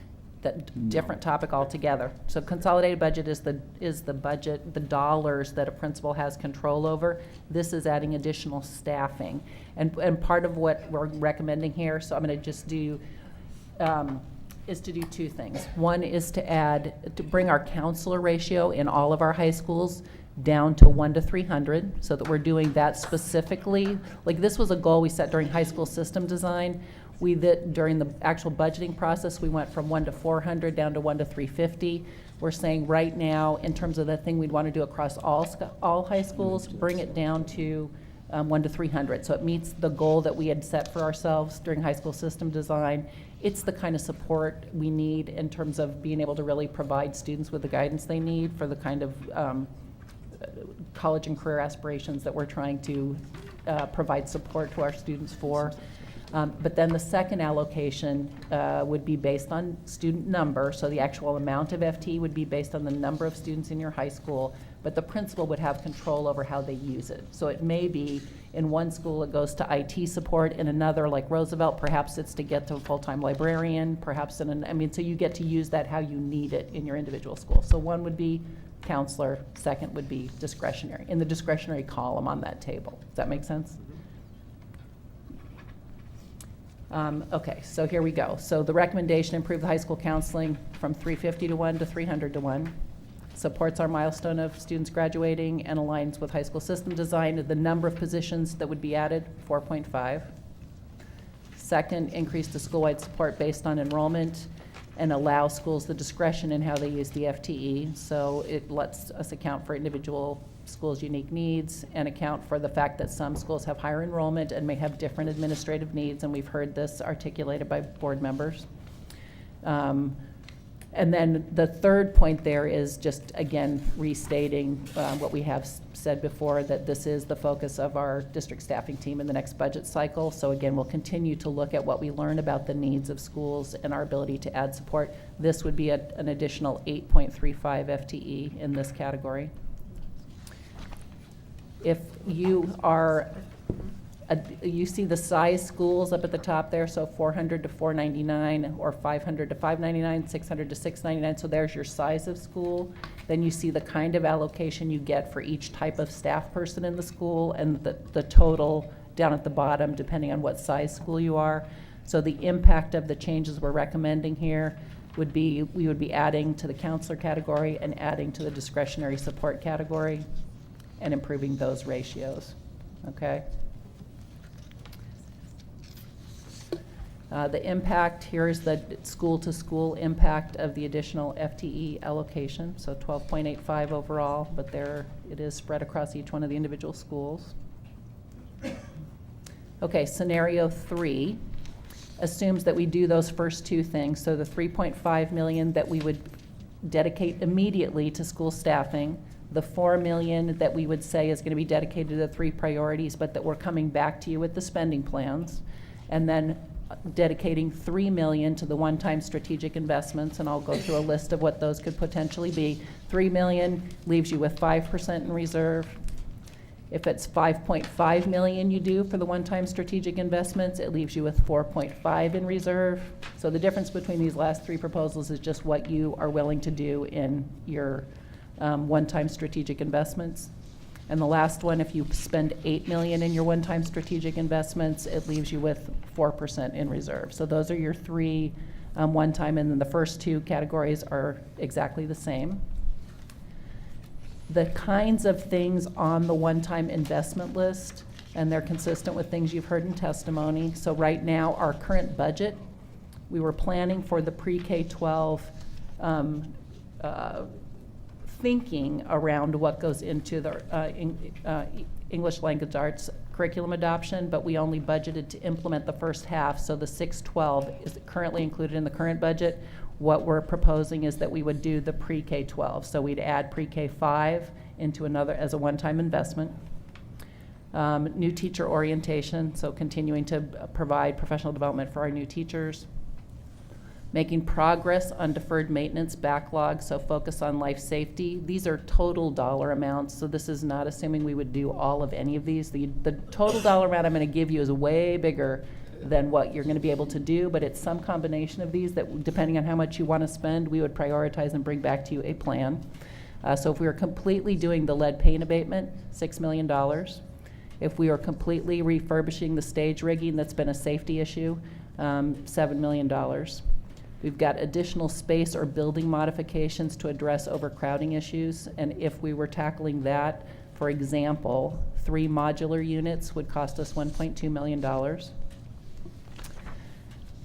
We have heard a lot about tech investments, so if we were doing an asset inventory of our current IT around the district, $120K.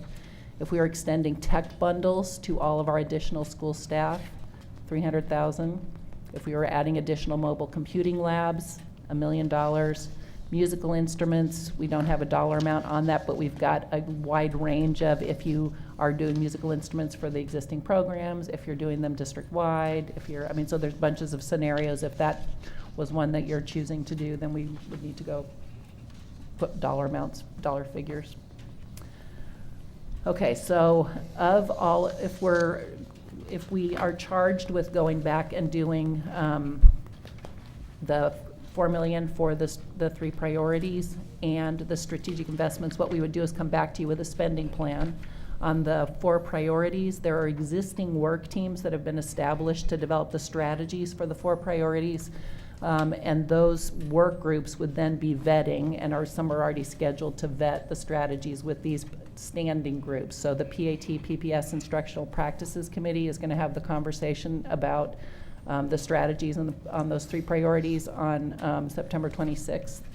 We'll take the ideas to Super SAC, so we'll vet that with Super SAC, Mina. Coalition of Communities of Color is scheduled for a conversation again on September 26th. These will also go to the Achievement Compact Advisory Committee, and some of the priorities and our goals set on these priorities have also been discussions at the Achievement Compact Committee, so an appropriate committee to actually be vetting the strategies. And then the Diploma and College and Career team will vet the ones that are about high school graduation and high school completion. So we've got really specific, how are we making sure the teams that have been working on these strategies vet what things would be in the spending plans. Again, back to re-anchor you on what your decisions are tonight. It's looking at the release of the $3.5 million immediately for school staffing and support, and then figuring out where you feel comfortable about what you hold in reserve and what you spend.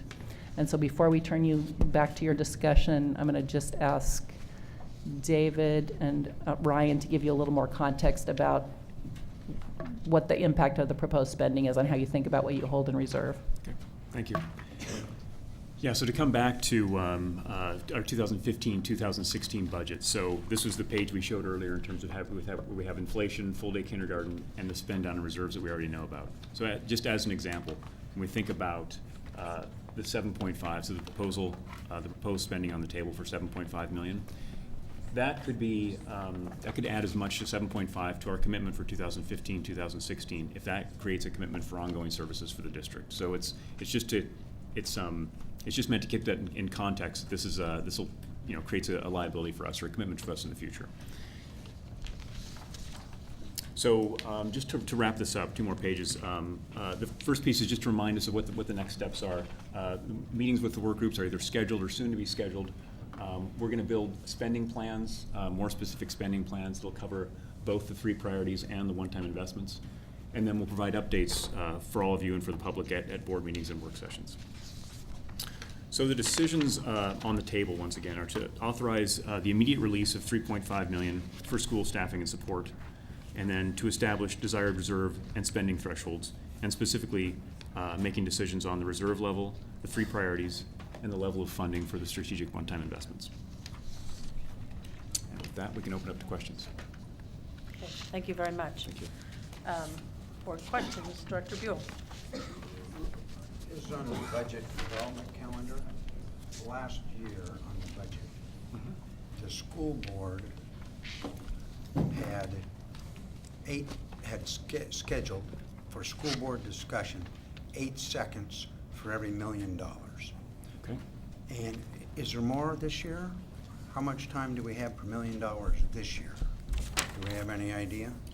So, Director Buell, on the, so there's 2 places. There are, throughout the course of the year, September through March, we anticipate that there will be presentations from staff on programs and services which will have budget implications for the coming year. Well, but David, I'm sorry. Sorry to interrupt you. But yeah, I'm not counting that. I'm only counting from, thank you, Matt. I'm only counting from when the budget gets to us and we discuss the budget to make changes that we think. Right, and that was the second item I was going to mention. Yeah, I figured you were getting there, but I just wanted to make it clear to everybody in the audience. And so the last line item on that first page is is board meetings and work sessions in April and May after the superintendent has proposed the budget on the 15th. So that's a scheduling issue for the board. There will be listening sessions in the second half of March for the superintendent and board with a variety of folks. And then there's the public hearings and then the board meeting and work sessions. So that's a matter for the board to choose how many of those meetings and discussions that you want. Okay. Thank you very much. You just kind of threw a ballpark deal out there and said, do what you want there. The nature of the budget process is that it's staff work until the superintendent proposes the budget, and after then it's the board is in the hands of the budget committee. And actually, part of the point of the conversations with the board prior to the budget proposal is for me to listen to the things you are interested in having show up in my budget proposal, so that it should be reflecting our best thinking at that point in time. So, I mean, part of the effort during those earlier ones and why we count them, even though you don't, Steve, is because I'm listening to you and trying to reflect the things I'm hearing from you in my budget proposal. That's why I kind of don't count them, because I'm still down at number 23. I know, I hear you. But that's Someplace part on the board of it. out of the 5, you know, Yeah, order I them know. up. So I don't count those. Ruth. Just a brief add-on to that, and I think, you know, Pam and I have been very clear in talking with staff that the intention for all those work sessions and discussions throughout the year is both that we are aware you're listening, and that we also ask that staff be very as explicit as possible, knowing that that's harder earlier in the year, but as explicit as possible in terms of what the specific budget impact is, what the return on investment has been, the effectiveness of the programs. I mean, that's what we've been looking for. So we're mindful of that, and we're going to continue to emphasize that throughout the year so that those sessions do become meaningful budget-related discussions. Okay, other questions from board members or Director Regan? So at our last board meeting, we had a really good discussion about all of this. There were only 4 board members here, and as we went, it seemed like 2 of us landed on reserves at about 4.5%, and 2 of us landed at reserves of 3.9 to 4%. So I was kind of curious that the staff landed at the 4.5%. I have a specific amendment that I would like to offer that would consider the 3.9% on reserves instead. I'm curious to know when I should be offering that. Yeah, I think, Carol, let me know if this isn't what you had in mind, but I think what we have talked about is tonight we're simply looking at trying to determine how much we're going to have in reserves. And then superintendent will be coming back with the other pieces. Right. So really, all we need tonight is what we're thinking of for the reserves. But in answer to Bobby, your question about how do we land on the 4.5, and we gave you all 5 scenarios, thinking you can pick and Yeah, which choose was and, really helpful. and plug it in. So that's really and we gave you the framework of the resolution. But the 4.5 is really specific to the last slide you saw, that if in fact we're adding another 7 million to our spending, that you're then accounting for a little bit more in terms of what you want in reserve for ongoing. So we just did 4.5 rather than 4. Could you take it to 4? You could take it to 4. So I mean, that is your conversation tonight, is really where's your comfort level, given what our spending commitments are. So I had, Let me see what other people want to say first. so I had indicated last week that in Commenting general, on her stuff. when I look at reserves, I think that it's important for us to be building reserves if we believe the economy is starting to go in the wrong direction, if we believe the legislature might be heading in the wrong direction. I mean, there's a variety of factors. At this point, we literally 3 months ago tonight approved a budget with a 3.9% reserve. I haven't heard any board member since that time express concern or alarm that things are going in the wrong direction and we should think about something different. Instead, I think things are moving relatively positively for us anyway. I mean, we've had 10 years of budget cuts. We were stable last year and we're finally beginning to build back. So I feel like we have just enormous needs out in our schools. I understand that the majority of any funds that we put out, we probably want to put out as one time, because we don't have the ability necessarily to sustain that funding a long time, so I totally get that piece.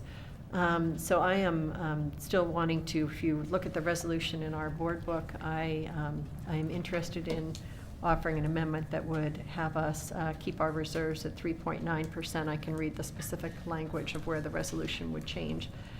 So I'd like to make that motion. Is it okay with you if we go ahead and do our full discussion and then we can talk about changes to resolution? So everybody gets a chance and you'll have a chance to hear what everybody else thinks too. Yes So- or no? So, others? Okay. Tom? I guess it's a question.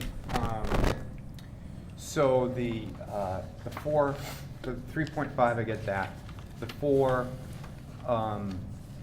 is that assuming that that's not one time?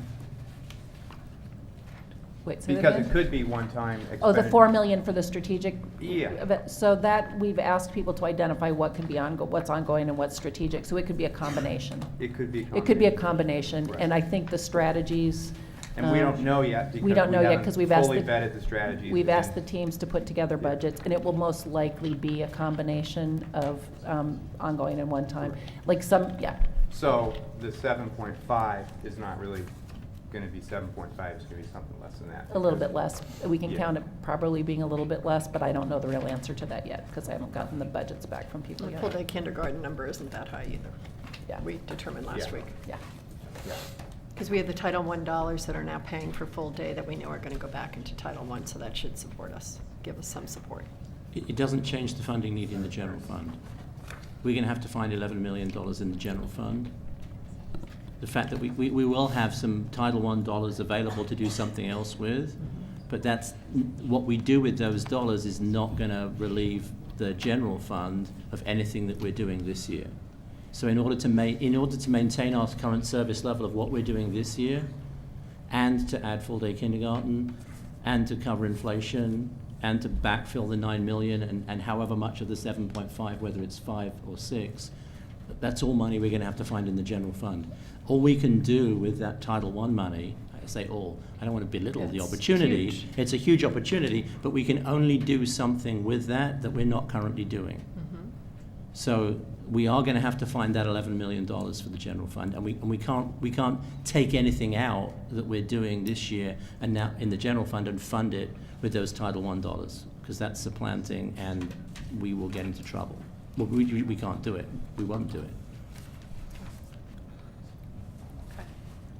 Others? Dr. Buell? This particular resolution is unbelievable that we would come forward again with this same type of resolution that we did last year. I go talk to the financial people, and they're wonderful. David and I had this discussion for an hour, over an hour easily, hour and a half probably. And we went through the whole thing, and I got these straight answers, and I knew exactly where the money was. I understood the whole thing when I was done. It was marvelous. And then I come in here and get this resolution, which is go spend the money. I don't have any idea where we're spending the money, and not only that, this says, well, you'll find out at future board meetings, Steve. And then it says, oh, you'll find out in January where we're spending the money. Well, I care where we're spending the money. In this school district, we're spending several $1 million. I want to know where we're spending it when we vote for it. In fact, we're just voting, we're not even voting on spending the money in a certain place. We're just saying, oh, go spend this money. And that's not right. That's not how a public body is supposed to work. We're supposed to say, here's where we're spending the money. So a resolution that I would see would have the superintendent come back next week and say, okay, you authorized me to spend this much money. This is where we're going to spend the money. Exactly where we're going to spend the money. We're going to spend $100,000 out at. Steve, that's the intent. That is the intent. That's what the resolution That's what we're says. doing. Next week it says in here? It What's doesn't it say say? next week. Well, it And says, this says, and I don't mean to be rude, but it says, as expected, it says, will be funded by beginning fund, update on proposals for the investment in the 3 priorities and the one-time future settlements at future board meetings. And then at the bottom it says, the board directs superintendent to include the full details of these changes in the first budget amendment to the 2014, which is likely to be presented to the Two board different for things. approval in January 2015. Because that's the First formal time we one. did We the don't, amendment. so you've got a couple things happening. So one is that we would come back with the spending plan on the priorities, that I'm going to come back with you at the spending plan that I don't have now because I'm asking other people to put them together. And it may not be the next board meeting. It may be 2 board meetings away. 2 of them may come early and then one may come a little later because of them being developed. So they're coming back to you before we say go forth and do it. And then on the one-time spending, same thing. We'll put together a spending plan and bring it back. But I need to know from you how much that is. Hang on 1 second. Let me finish answering. And then the actual formal amendment happens after we've actually got the audit complete. And then we come back and your first formal budget amendment happens after we've completed the audit and you've approved the CAFR, which doesn't happen until January. So part of why we're doing this by resolution is that you're all agreeing to go forward and do this. So we're doing it with resolution. Your formal budget amendment, which is a formal process, happens in January, which is the first opportunity to do that. Am I correct in describing that? Yeah. Yeah, that may be correct, but it's incorrect. It's an incorrect way to spend the money. If we should outline where we're going to spend the money, We will. and then, we should outline it within a week or 2 at the most. And we're going to spend the money for these particular things, and then we come back, and then you agree to spend the money at that, and then we can come back and officialize it if we want. And I made that word up, officialize it. That's Well, not what you're doing right now is directing me to go build spending plans on the other 2 parts. So That's not what I'm directing you to do as I vote for this, that I see. I'm directing you to come back in January with a spending plan. Steve, can I intercept? I had actually the same question as you, and I think it's the wording of number 4. I actually had considered a recommended amendment here. But I struggle too. It says, the board directs the superintendent to provide updates on proposal for the investment of 3 priorities. What I think we were trying to say, I hope this is right, the board directs the superintendent to provide recommendations on the other monies, the 3 priorities and the one-time funds. And I added language that says that the board will have the opportunity to review and approve those recommendations. With a date in there, Bobby? I don't have a date specific. But what I was concerned about here when I read 4 is it looked like we were saying, yeah, do the 3 priorities and do the one-time investments and let us know how it goes. And that's not the way we budget. It's not what we're Typically, you saying. come back to Yeah. us with some specific recommendations and we go through it, and then we have a chance to say, yeah, that sounds great. So I did have an amendment that I think will address some of what you did. Put a And date I in it. think it was the intention, but the way it was written, it wasn't clear. Okay, good. But it's not the intention that I see. Last time we did this, and we had the money, and we We ended up with 68 EAs that were never authorized by the Board of Education until after they were all hired. They were authorized in January again, I think. January, Mr. Nguyen? So last year in October, we came to you with an outline of a plan for how to use additional funds, and you didn't pass a resolution. And I think what we heard from you at that point was that there was no resolution. That's why we want to do a resolution. So this year there's a resolution, and item number 1 on the resolution specifically, the only thing that we would be doing immediately is the 3.5 million school staffing and support. And we are being, I believe, very explicit about what that is. That is additional FTE in schools, Right. the majority of which is classroom teachers or the equivalent, and which is essentially creating additional set aside to do the same things that we've done already. And the second part is additional high school support, and we're being very explicit about what that is. All the way It's down this- to what schools it's being Well, the- allocated. I mean, you have the Yeah, whole no, we plan have for that. those. Number two says, the board directs the superintendent to add up to $4 million investment in the 3 priorities. Well, maybe we don't want the 3 priorities. These are our 3 priorities. Well, we need to discuss that, and we need to vote as that is a separate thing to see whether, and what are you going to do with the 3 But that's where priorities? we're, that I would like number to know. 4 tells her to come back. I have amendments then. I'll just put forth amendments on what to do with the money when you go out. Would that be okay? Would that be fine with the superintendent then? In other words, I'll suggest where to spend this $4 million to meet these 3 priorities. That okay? Yeah, that's your. When you guys can do back. that. Yeah, when you Okay, come back. good. Then I'll just make those amendments as we go along. When we're all done, I have about 6, 8, 10 amendments. Okay. And I'll just, Director Curler. sure, thank you. I'm feeling a little bit,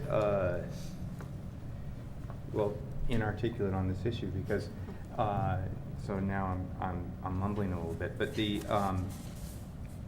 everybody wants these 3 priorities. Everybody wants a great school district. There's so many things that we need to do. So I guess, and I'll just say it and I'll leave it, I'm not going to add an amendment, but I feel the way it's framed is somewhat contrived. And where I, as a board member, what I would like is to, last week it was 2 million for these priorities. It was 3.8 for the priorities. It was 2 million for the staffing, and then what we did was add your support table investment in, so it's 2 for the staffing and 1.5 for the school support table, and then we took the 3.8 up to 4. Okay. Because you're indicating a willingness to invest more. Yeah, and so I mean, I want to invest more. I just think that we have to look at the whole district when we're investing, and it may be at the end of the day that okay, that the way it's laid out is the best, but I think it might be missing things. I guess is where Director Atkins. So, I support the resolution. I appreciate the work that's gone into all this. I mean, I think from my perspective, what we're doing tonight is setting that direction. I mean, any one of us in this room could come up with a list that would be a really valid and important list of things that we need in this district. But where we need to have that larger discussion is in our actual budgeting process for 15-16. This is extremely welcome, thanks to the great financial work and stewardship of our staff and our good fortune and the improving economy, so it's awesome. But it's actually a relatively small amount of money, and it's not going to solve, obviously, any one, it's just a small piece. So to me, it's not the best use of our time as a board to be debating. I mean, we could debate all year how to spend this money. To me, let's give the superintendent direction and get that money, that immediate staffing out into the schools. You'll review with your groups, with the staff, come back as quickly as possible with a plan, and we'll approve that. Meanwhile, we've got in October, November, we've got on our agenda, I think, principal evaluation, district-wide boundary review, CTE, strategic plan for the district, and on, based on the priorities that we have. So again, to me, the best use of our time is not to delve down into the details on this particular welcome but relatively small pot of money, but really to give that high-level direction to the superintendent, and then we'll hear back. In terms of the reserves, I am comfortable with the 4.5. I think that's the right thing to do, given both that we're looking at including some ongoing and that we have the other challenges ahead of us. I think for me, the 3.9% in this current year's budget reflected sort of a cautious optimism or willingness to go there based on, again, the huge pent-up needs in every school and across the district. And I was thrilled to see, the type of investment we're talking about, finally getting our counselor ratio and so on is fantastic. So I think for me, given that staff started with a very carefully considered recommendation of 6%, of the 4.5 as written in the resolution is where I'm comfortable landing. And again, we heard tonight about music, librarians, training for teachers around dyslexia. We've heard about books and technology, paraeducators. You could add to the list outdoor school. A number of pieces. So these are all valid and important investments we could make. But I want us to be able to focus our work as a board on moving into next year's budget discussion and having that full discussion there throughout the year. So that's my 2 cents on it. Thank you. Director Blau? I have a couple of questions before I talk a little bit about what proposal I'm going. One, I've heard a couple of mentions that some of the support that we're looking to invest in is support with Synergy. Pardon me, I didn't hear you. Part of Synergy, which is the new student information system that many adopted in the past couple of years and everybody's been struggling with. And so I'm just curious what some of those issues still are and why some schools seem to still need that support, but yet other schools don't, because, and I don't know if we...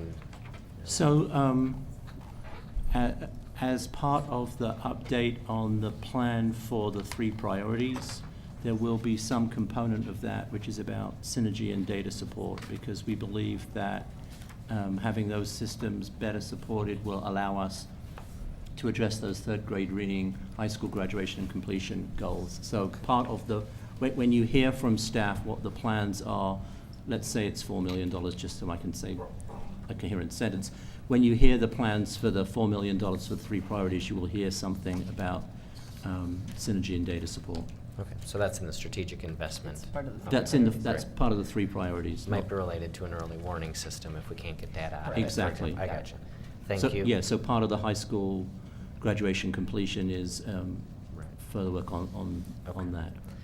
Another question I had is, and I think Suzanne mentioned this earlier, and I've heard a couple folks up here. We've received a number of emails from various schools. This class size is too high, and it's really common throughout the system to have anomalies.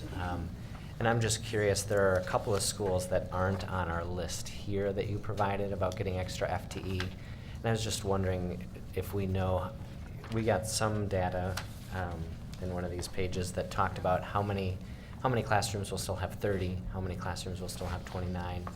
And I'm not sure if we're resolving all of the issues, or if we can say then that every K-8 classroom is under 30. Sorry, I'm not Good. finding the sheet. We're gonna Yeah, ask sorry. Sarah and Sasha to come up and do this, because they've been. Here it is. They've been the ones deeply in working with principals on this. So here it is. There were 20 classrooms in grade 1st through 3rd grade that will be at 29, 10 classrooms at 30, 9 at 31, and 1 at 32.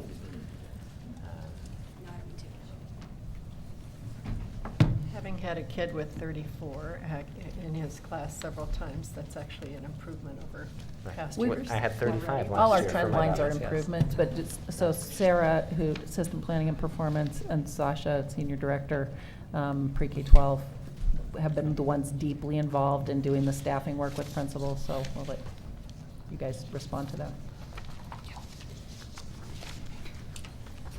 So some of the $3.5 million in staffing that has been brought to you is to address some of those class size issues. So that's the first point.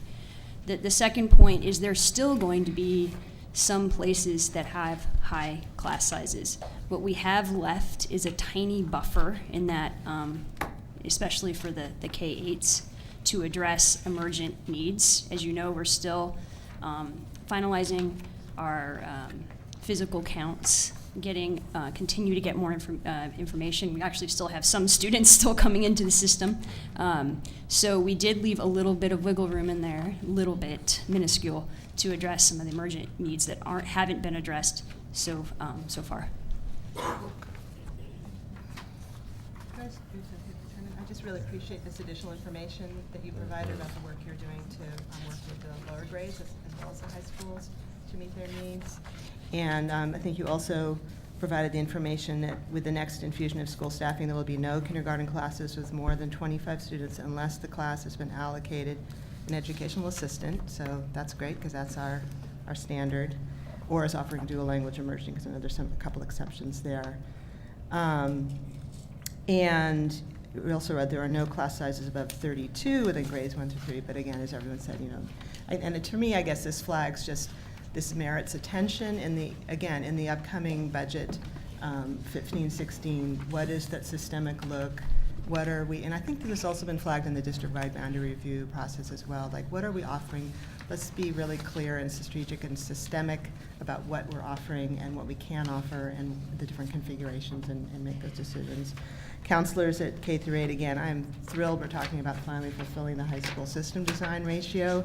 But right now, it's on the lower grades, we have at least a half-time counselor.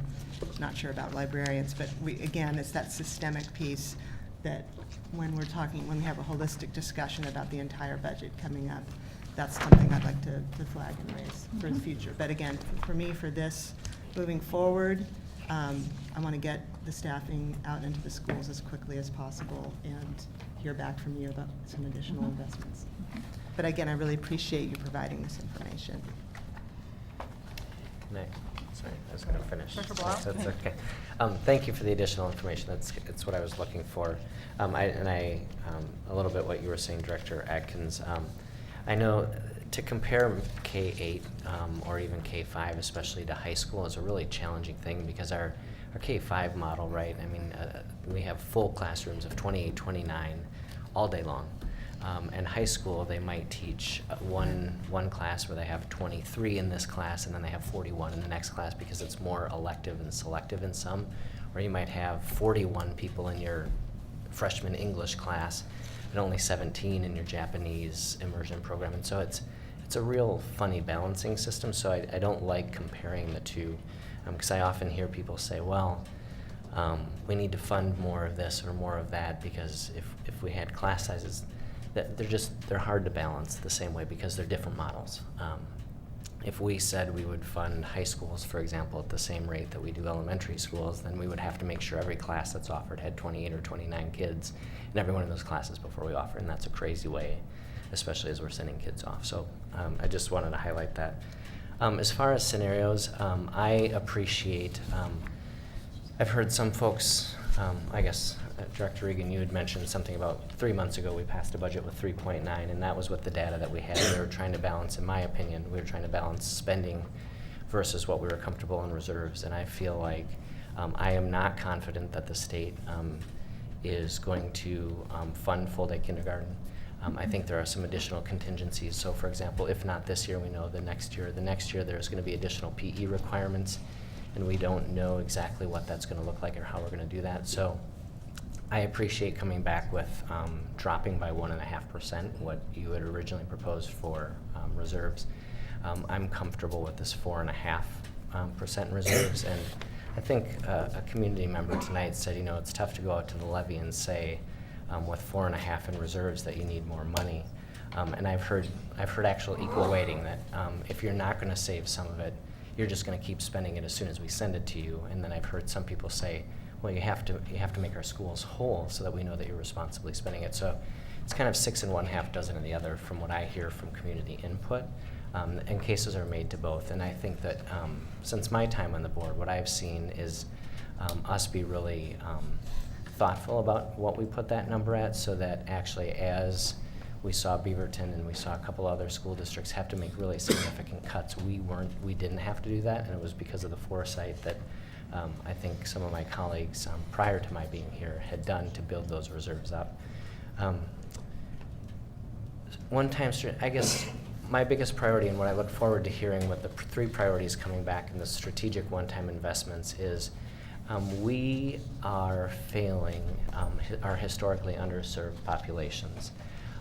And I could be convinced to go even deeper in reserves if we thought that we could make a real impact on those numbers.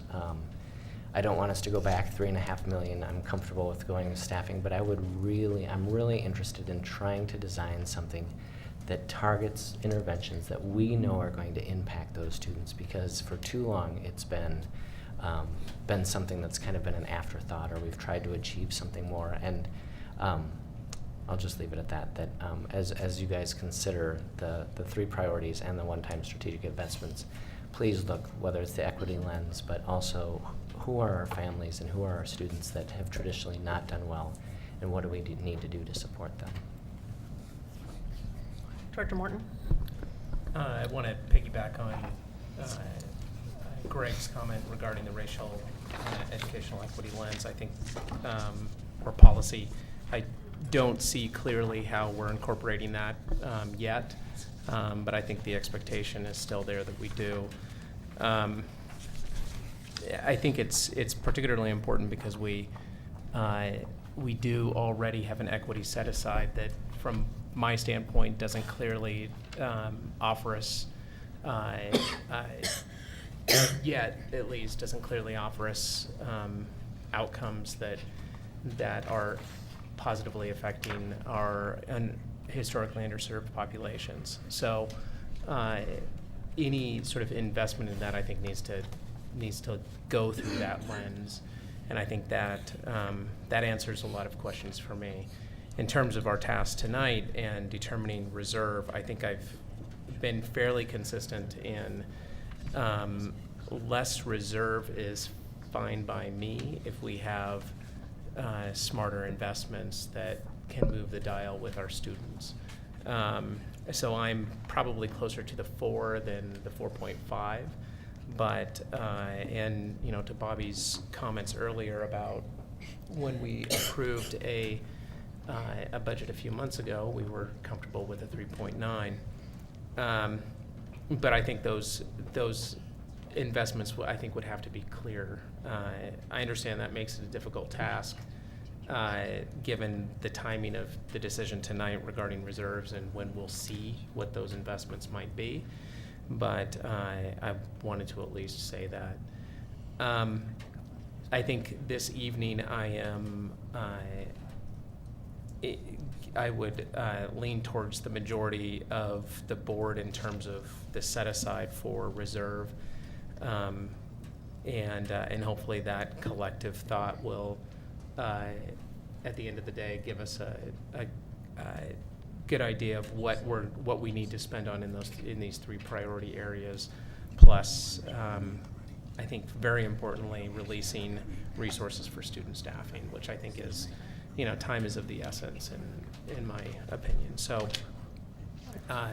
long story short, I want to see how, when we do see investments in the three priority areas, I want to see how the racial equity lens has been used. And I want to see specifically how this district is beginning to invest those dollars that serve kids that have been historically underserved. Mina, did you have anything that you wanted to add? Yeah, I think that we should go with the 4% just because it is important to keep money in reserves. Like Greg was saying, just in case we don't have the funding for full day kindergarten, because that's so important for our students, but at the same time making a lot of one-time investments just because there are lots of things that need to be done. For example, we just got a new tech center at my school, and it's amazing. You can print things from your phone. Every high school should have that. It just makes things so much more convenient, and it's just an awesome thing. And I think we should really put some money into just investing in that, things that make education so much more convenient and easier for students at every school. Dr. Rita? I totally agree with Greg and with Matt in terms of the investments that we need to support our kids that we're not reaching now. And to me, that's the $4 million investment in particular in the 3 priorities. I mean, I think that's completely targeted to support kids that need extra support. So I'm really happy to see that we're going to do that, and obviously want more details as we go as well.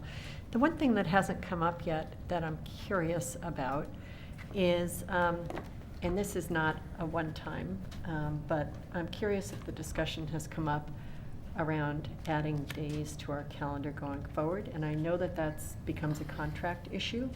The expense is, of course, paying teachers to work more days, and we've made some progress this year.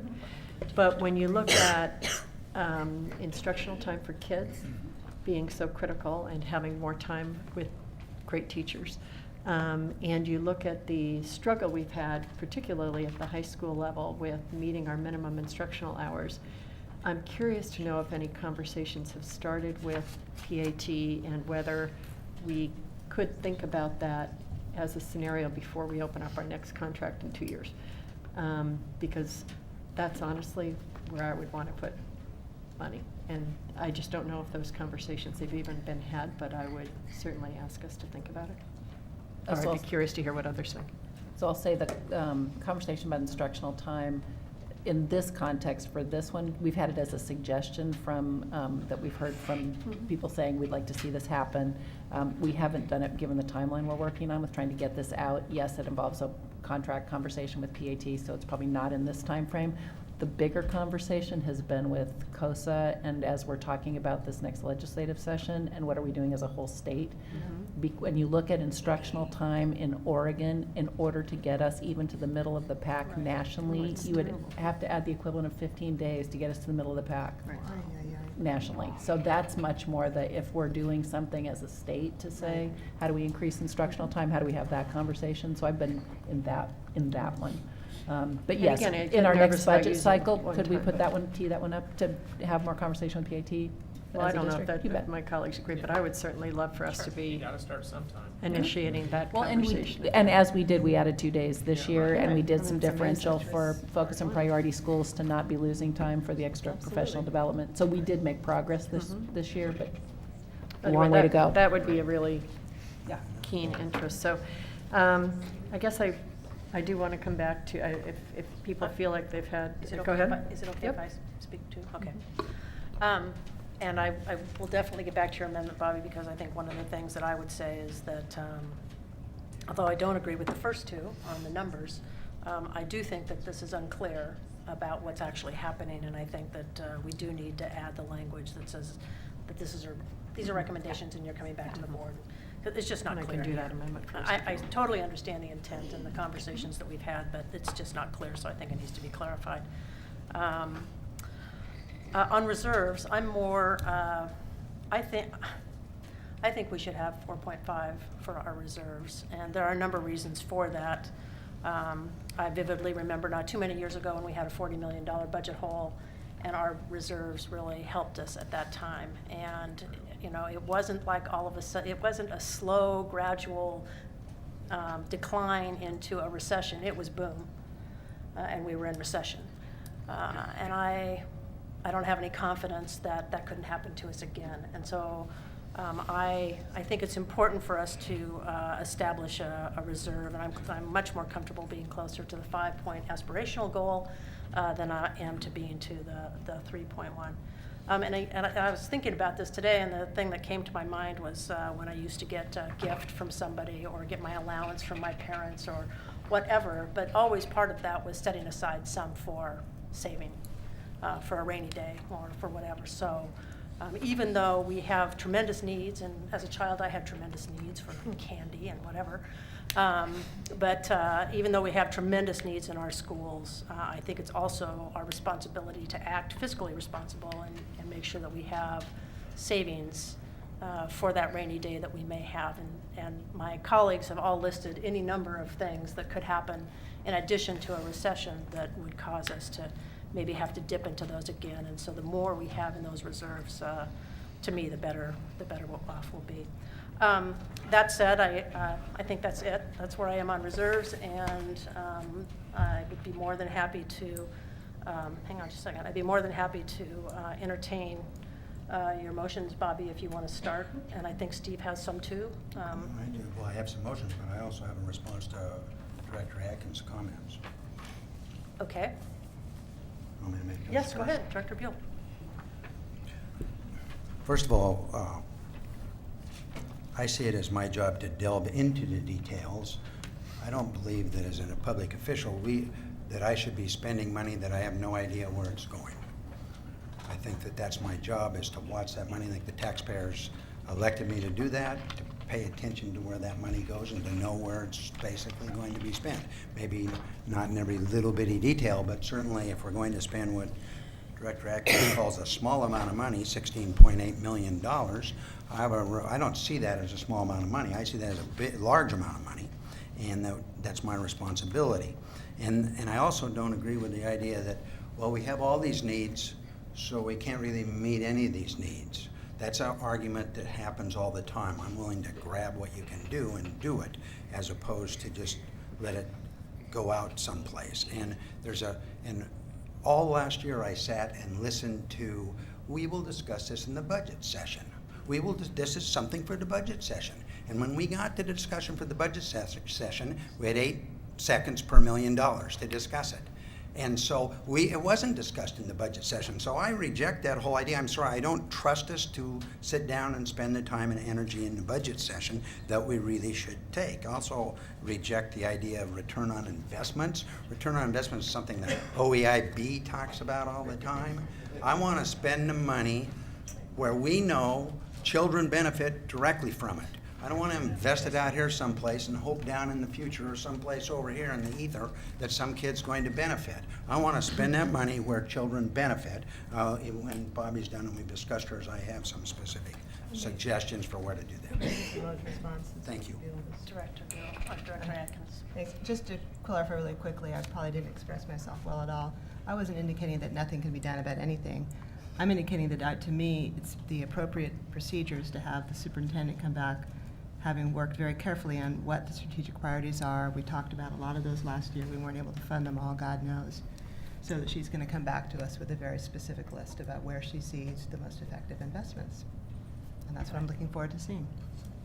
And we certainly know that there were many, many things in our budget that we wanted to fund that were definitely things that could help the children or help our students that we weren't able to fund. And so this gives us an opportunity to move forward on things that we already know about.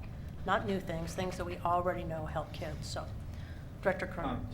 So I'm going to support Bobby's amendment for the 3.9, and I actually think it's, given our track record from a budget standpoint of the balances going forward, that it's a fiscally prudent move, and that we can use the money to your point, Matt and Greg, and everybody on the board in terms of our underserved. There's one strategy out there that we absolutely know works, which is career technical education. We know that works for the population, our underserved population. And going from 4.5 to 3.9 could add $2.5 million to that program, and could impact kids today, and I think it would be worth it. So I'm going to support your amendment, Bobby. Okay. Any other general comments? All right. Are you ready? Great. Okay. So I think I'll offer the amendment that it looks like there's pretty strong support for first, if I could, which is number 4.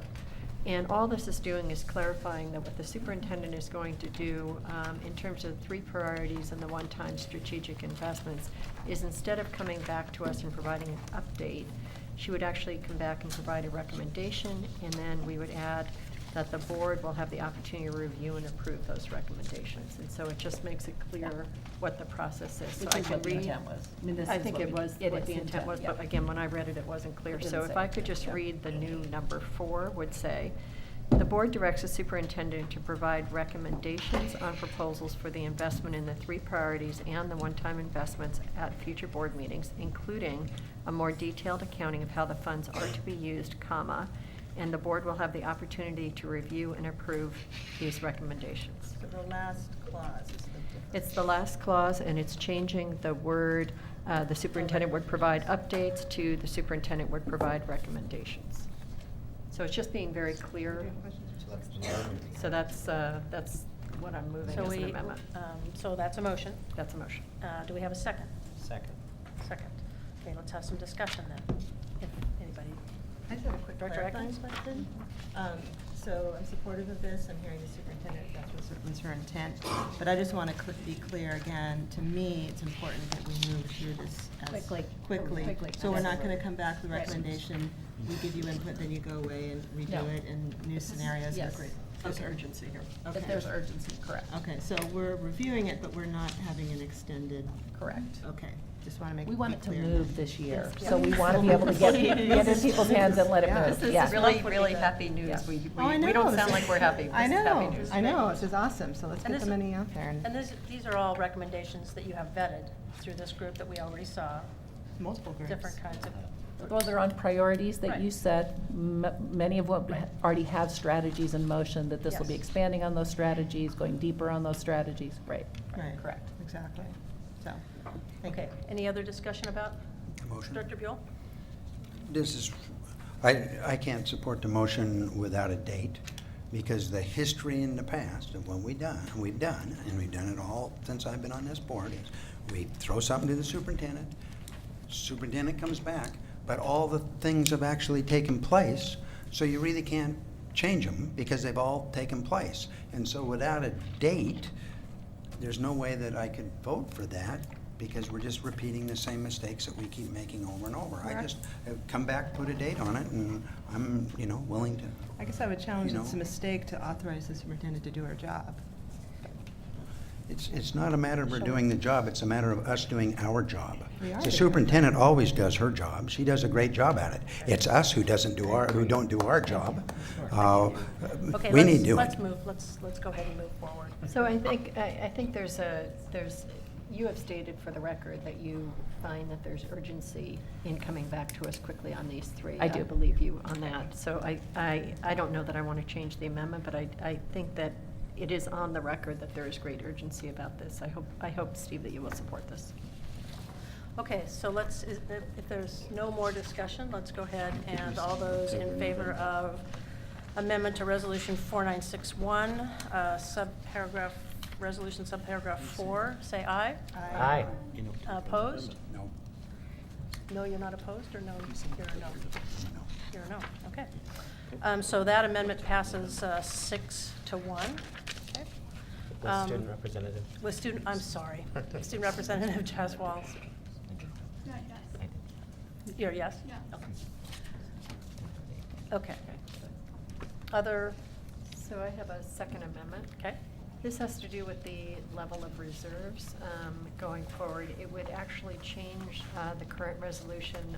Number 3, a number would change, and number 5, a number, which the last sentence would basically change. So basically what I would be doing is asking that we set the reserve level where it is today and where we were unanimously comfortable with it 3 months ago at 3.9%. So number 3 would say the board directs the superintendent to add up to, and I'm told that the number from Director Wind would be $8.5 million in one-time investments that support the improvement of outcomes for Portland Public Schools students and effective operations. And that would also change number 5 then to say the board acknowledges that it adopted its budget for 2014-15 on June 23rd, 2014 with a reserve level of 3.9%. The sentence that would be added, what would be added is, and that uncommitted contingency will remain at 3.9%. So I make that motion. so you're moving both of these at the same time? Yeah. Okay. Well, I think you have to. Because they're connected. Yeah, they're connected. You have to. Okay. I'll second that. Okay. Discussion then on the 2 resolutions, one on sub 3 and one on sub 5. So if I could just explain. Go ahead. What we would be looking at doing here is expressing a sense of urgency, given that we've had 10 years of disinvestment in education and disinvestment in our students, and that last year was sort of flat. This is the first year that we're back and able to do things. This is a relatively small amount of money in the scope of things, but by doing this amendment, we would be adding about $3 million in one-time ability to provide new technology supports for the teachers that we just added. Maybe some professional development, just giving you examples of some things. Technology, perhaps for students or for schools. Supplies for career technical education. Music, instruments, textbook adoptions, which I think we've named pretty clearly. You've named some of these already.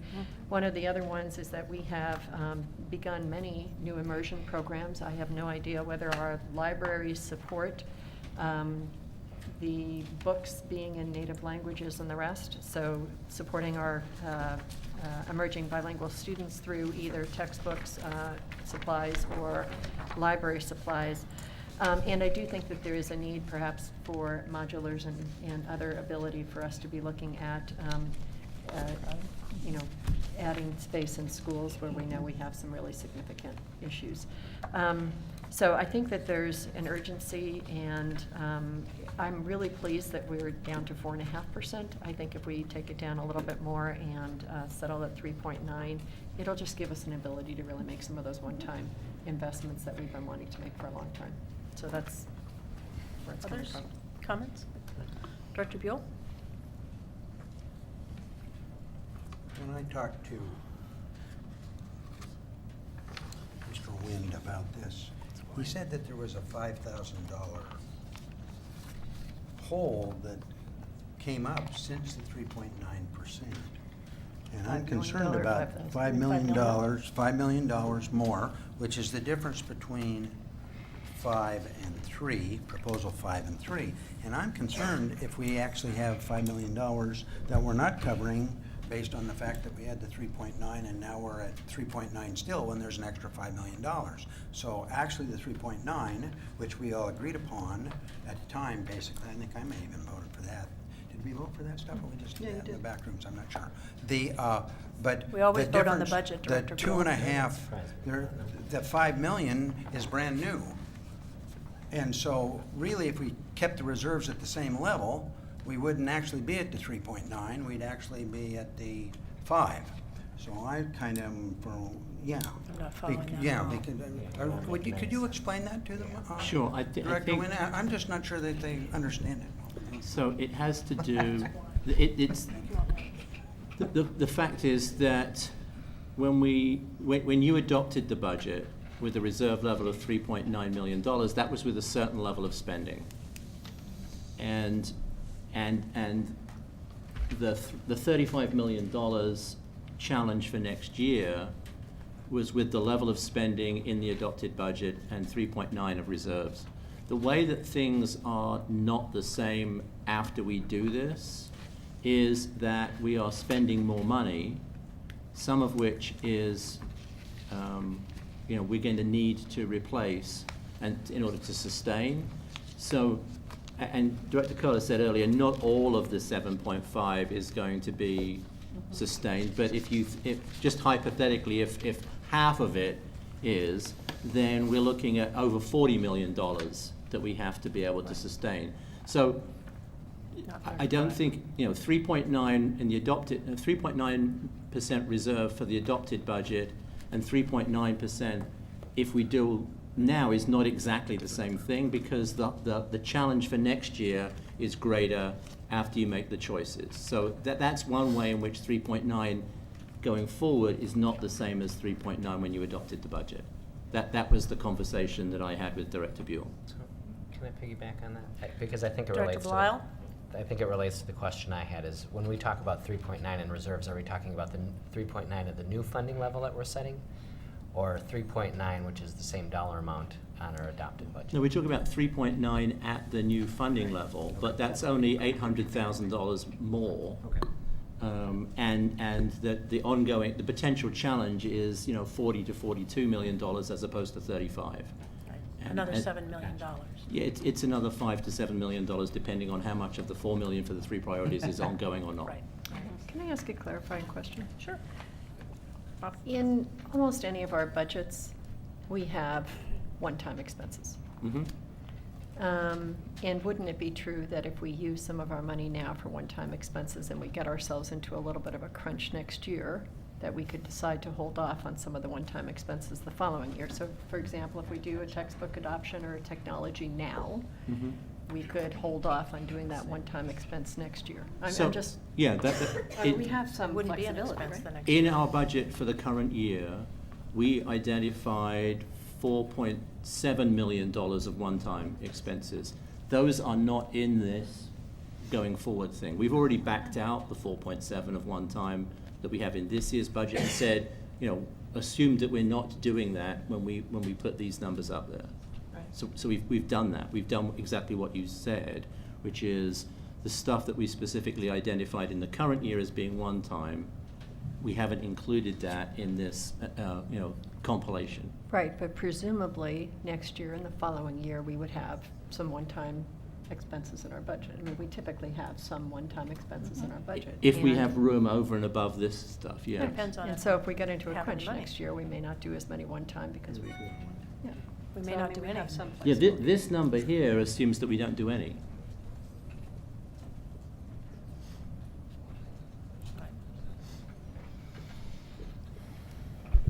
Other questions? Dr. Blatt? Aye. No? Nope. Any questions? I have a comment on that. Dr. Buell? The problem that I have going to 3.9 isn't totally around the 5 million extra. I think that's important. I'm willing to cut that in half. But the problem I have is, where are we going to spend the money that we don't have if we go to 3.9? Where are we going to spend that money? I don't have any idea where we're going to spend it. And so I want to take reserves and put it into a place where I don't have any idea where I want to spend it or where we're going to spend it. I don't think I can really vote on a reserve number until I understand where we're going to spend the money to see if that makes sense, because saving money is a pretty important thing, as Director Knoll said, and I'm kind of fiscally responsible, try to be, I think we all are. But if we're going to put money in savings, I'd rather put money in savings than I'd spend it on things that I don't think are necessarily where we should be spending them. So I'm closer to 4.5 than I am to 3.9 because of that. Okay. Those two things. Anything else? Others? I could just, maybe, Director Atkins? just very quickly, I think, I've already said I'm supporting the 4.5, so I'm not supporting the amendment, but if it passes, I really appreciate that you identified it as on one time. Oh, absolutely. Yeah, so I appreciate that. Because I still remain very concerned about future years. And I have already expressed my concern about being at 3.9 rather than 4.5, so I will not do that again. And unless there's additional conversation, comments? No. I have a point of order. Yes. If someone, a person who could bring back a resolution to re-vote on can only be a person that votes no, or could they be a person who doesn't vote yes? Bring it back. Like, for instance, if we pass a resolution, you Next can time. ask to have it you can ask to have the resolution. If you vote, yeah, do I have to vote yes in order to bring it back? I don't. That's yeah, I correct, think right? it I is, have to Ann. vote yes in order to bring it back, right? Okay, thank you. Yes. Okay. Let's go ahead and. Can we get a ruling on that from Jolly? Is Jolly here? Because it sounds like we're being told otherwise. Here she comes. Charlie, we have a point of order that we need your help with.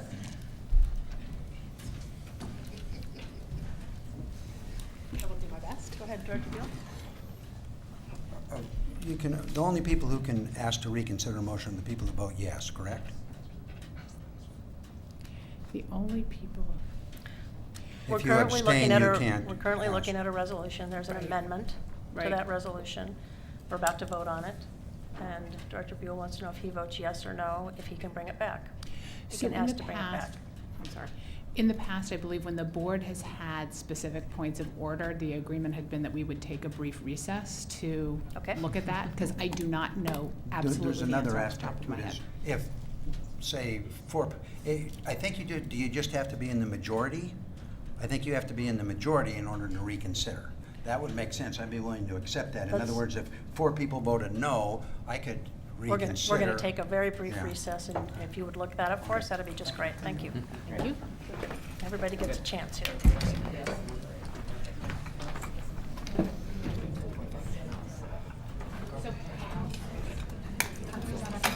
Yeah, I can't remember. At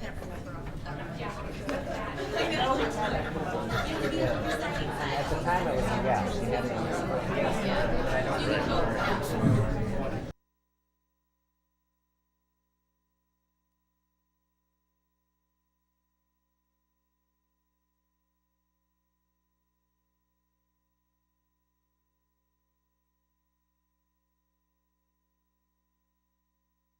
Hello.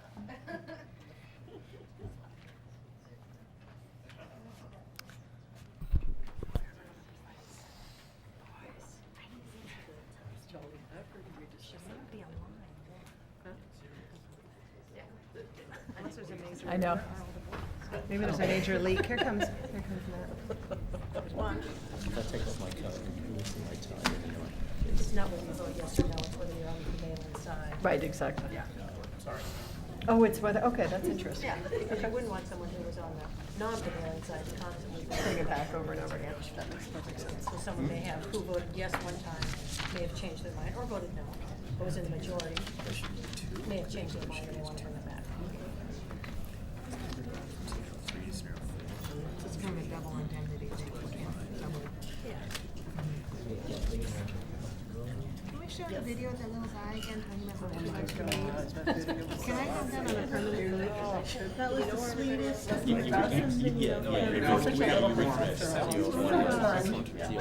It's okay. Your whole report is just so great.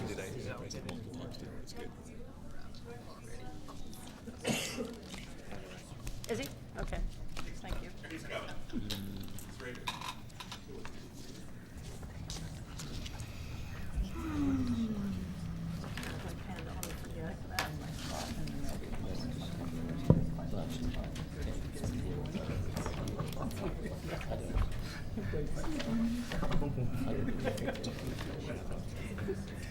Start with the item since it's your question.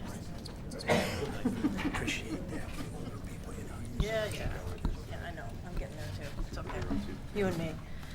Okay, so, thank you very much for everyone for taking that short break, and we did, look at the point of order concerning, asking to reconsider a prior, vote, and the rule on that is that you must have voted on the prevailing side in order to make the motion to reconsider. So it's not whether you vote yes or no, it's whether you voted on the prevailing side. Okay, so, any other questions? Okay, in that case, we will now vote on the amendment to Resolution 4961, amending subsection 3 and 5 of the resolution. All those in favor of this amendment, please say aye. Roll call it. Pardon me? Can we roll call it, please? Okay. Ms. Houston, can we have a roll call on it, please? Director Belisle? No? Director Regan? Yes. Director Atkins? No. Director Morton? Yes. Director Buell? I'm abstaining. Director Curler? Yes. And Chair Knowles? No. So, 3-3, it doesn't pass. Okay. Okay. Does anybody else have And how about amendments? student representative? Oh, and I did it again, sorry, student representative no. Tesswell. No, okay. Others? Any other amendments to this resolution? Okay. In that case, the board will now vote on Resolution 4961. All in favor, please indicate by Which one saying is yes. Yes. I have Yes. amendments- Yes. Amendments to that. All sorts of amendments. Well, we're already No, you voting. You said I can do amendments. Yeah, and I asked 3 Well, times if how anybody else. fast? Okay. No, you didn't. We just zoomed through. I have all sorts of things to discuss on this. Maybe half an hour's worth. So, all those opposed Opposed to what? to vote to this to this resolution? Because we already voted. I already asked for the ayes. Now we're asking for the nays. You said I could make the motions that I had. Director I told Buell, you I this gave you an evening that I had opportunity. all sorts of motions on Yes. this resolution. Right. I mean, I spelled them out. I said I have tons of motions Are on you this are you a resolution. no or are you an abstention? Which one would you like to be?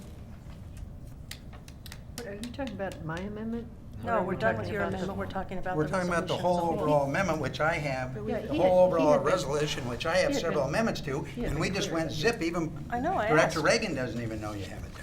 Yeah, I mean, he had been clear that he wanted to. I know Yeah, that. That's no why I kidding. paused and I asked again. That was the quickest pause I've ever seen. It was Okay. like the pause of all time.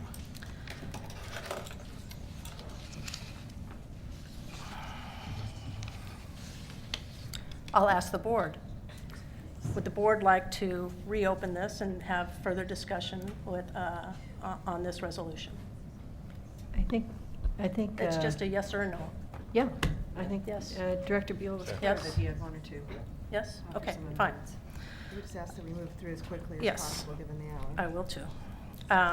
Okay, Director Buell, your amendments. I'd like to move that the $4 million,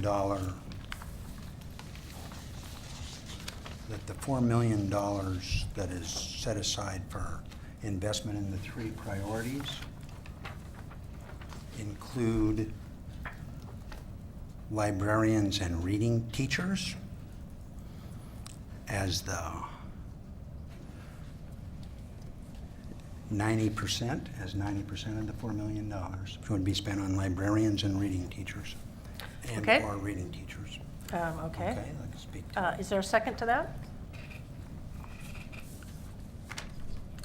The motion fails for lack of a second. Okay. Next Do you have motion. another motion? Yeah.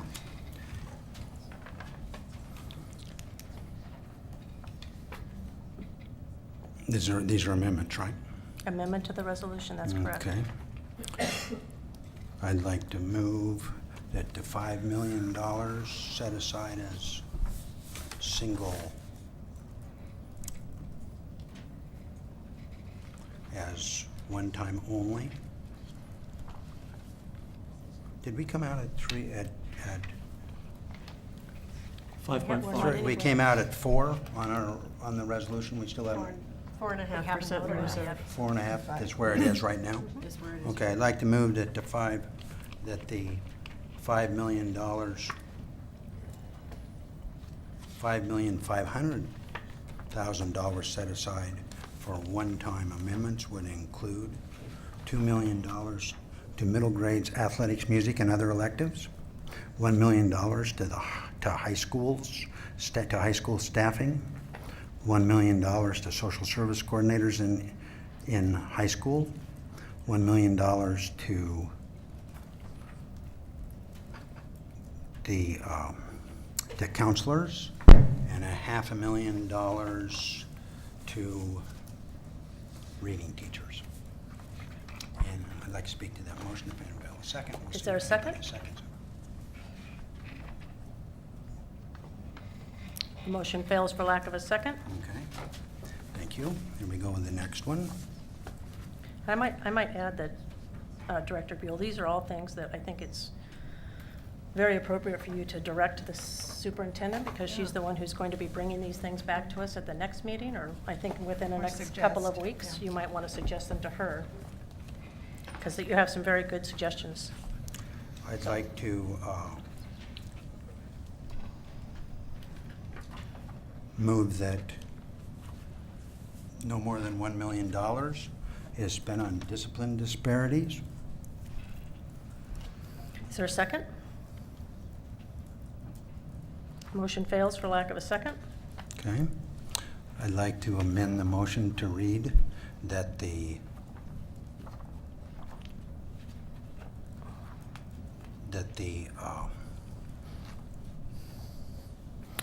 instead of 4.5% set aside for reserves, that we put in 4.0%.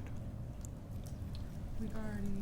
We can vote on this, 4.0, that's 3.9. It's all right. Is there a second? I'll second that one. Okay.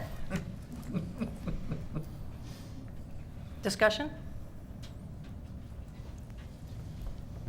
I would be for it. And these other issues you brought up, Steve, are yet to be determined. And so the superintendent gets to come back and give us a plan that then we get to amend or not. Would have been nice to be able to talk to them, though. Well, I think we. We'll be able to do that Yeah. when they come up. Yeah. These won't come up. So, Well, we'll make- other discussion about this motion? Okay, Director Buell's moved to change the reserve to 4.0. All those in favor, say aye. Oh, I'm pardon sorry, me? I'm Could we sorry, have do a- it for could discussion. we have a roll call, please? Wouldn't there have to be an adjustment of the other pieces? Hmm. Same Well, with the director? yes, there Regan? will. Okay, sorry. Sorry to. Okay. Yeah, I mean, I think. 4.0 is already on here. Okay, sorry. That can be a second. Okay, sorry. All those in favor? Roll call, please. Ms. Houston, would you call the roll for us, please? Director Belisle? No. Director Regan? Yes. Director Atkins? No. Director Morton? I abstain. Director Buell?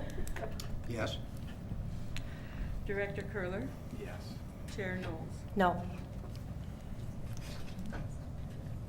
The motion fails for lack of a majority. Oh, excuse me, Student Representative Jeswell. No. No, thank you. Do you have any more motions?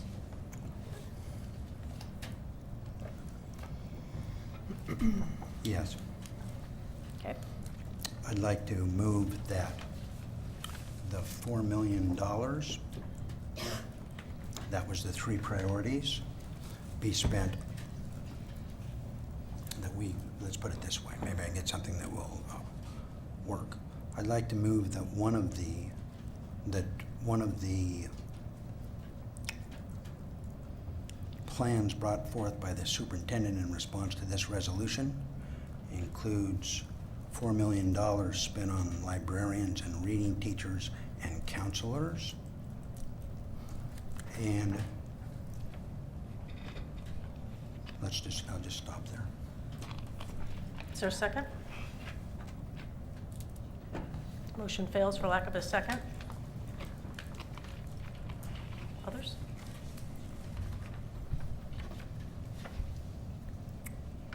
I'd like to move that we put one EA out at Creative Science School out of this money.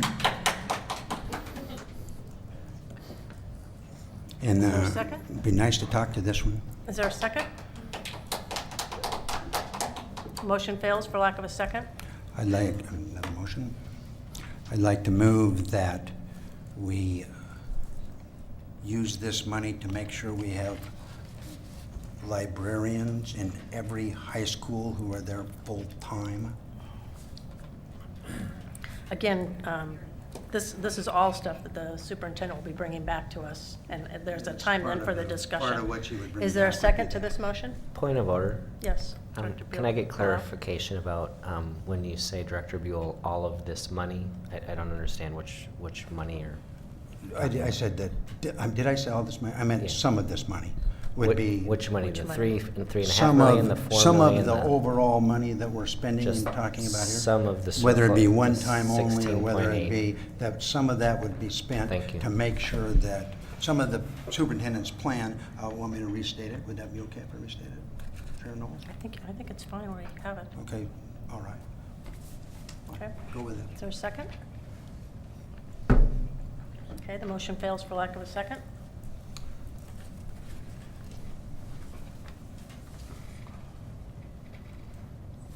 Yeah, let's do one more. Move that some of this money be spent on the. Could you be Crea- specific about which No, piece of the money you want it to? It has to go in one of these numbers, Yeah. Director. You have to be amending something that's already in the resolution, so Which- We have to be a little more specific All right. for us, okay? Take a moment. Would you like to use this mic? No. Okay. that's fine. Okay. Let's do out of the 5 million one time only. Okay. 5.5 million one time only. Move that some of that the superintendent's proposal include having a full-time librarian at Roosevelt High School. I thought we did that one. No, we didn't do that one. We did all the high schools. We Is did there a all the high second? schools. This is the Roosevelt High Schools. Okay. Motion fails for lack of a second. Well, I think that's You got it? probably pretty much, yeah. Okay. That's pretty much it. Great. Yeah, yeah. Okay, We're at all this on time we record on will. voting against those things. So it's okay. Excuse me, I'm not on record That's on not voting true. against any of those things. I'm on record in asking our superintendent to come back to us with a plan that we will vote on. Thank you. I would agree with that. Yeah, I think we all do. I think we all said that there was they were all, I mean, there were many good ideas in there, and as I tried to explain to Director Buell, that we have a process that we're going through here, and that's the process we're gonna move forward with, so. I'll be laughing when you come back and you think on anybody's terms. Okay, at this time, we're gonna go ahead and now vote on Resolution 4961. All in favor, please we have indicate a by saying yes. Yes. Voice vote, Yes. please. This is a voice vote. I mean, All I'm opposed, sorry. please indicate by saying no. Roll call vote. I'm sorry. You'll do a roll call vote, Ms. Houston, on Resolution 4961. Thank you. Director Belisle. Yes. Director Regan. Yes. Director Atkins. Yes. Director Morton. Yes. Director Buell. No. Director Curler. Yes. Chair Knowles. Yes? And student representative. Yes. Okay, great, thank you. We're so glad that we have a surplus, and we look forward to hearing the superintendent's plan in a couple of weeks. Thank you very much, everybody. I know that was long. Director Knowles, can I just clarify that it's not a surplus? It's not a surplus. Excuse me for calling it a surplus. Okay, now, let's move on to our first reading of the complaint policy. Again, the board first received the report on this item at their September 16th meeting. The proposed policy will be posted on the board website, and the public comment period is 21 days, with the last date of comment being October 14th, 2014. Contact information for the public comment will be posted with the policy, and the board will hold a second reading of the policy on October 30th, 2014. Superintendent Smith, would you like to introduce this item? Yes, so Jolly Patterson, General Counsel, and Judy Martin, our district ombudsman, will be presenting this item and actually available to respond to questions.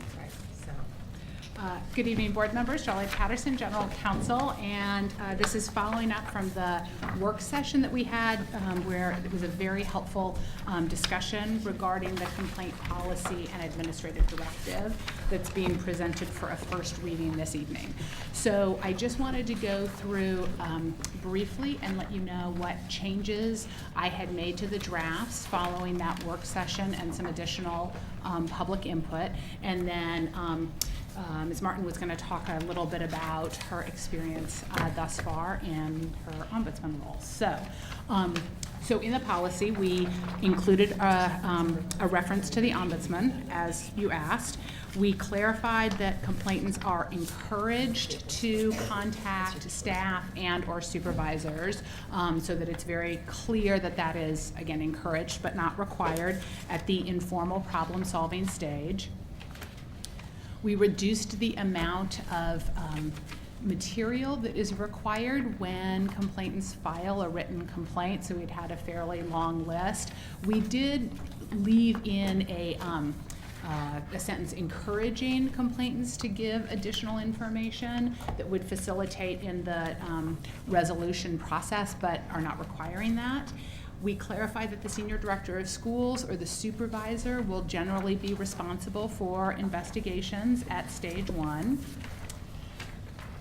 We clarified that if new claims are added at step 2, which is the superintendent level of review, that it's just the new claims that will be referred back to step 1, and that the existing claims that had already gone through step 1 will proceed.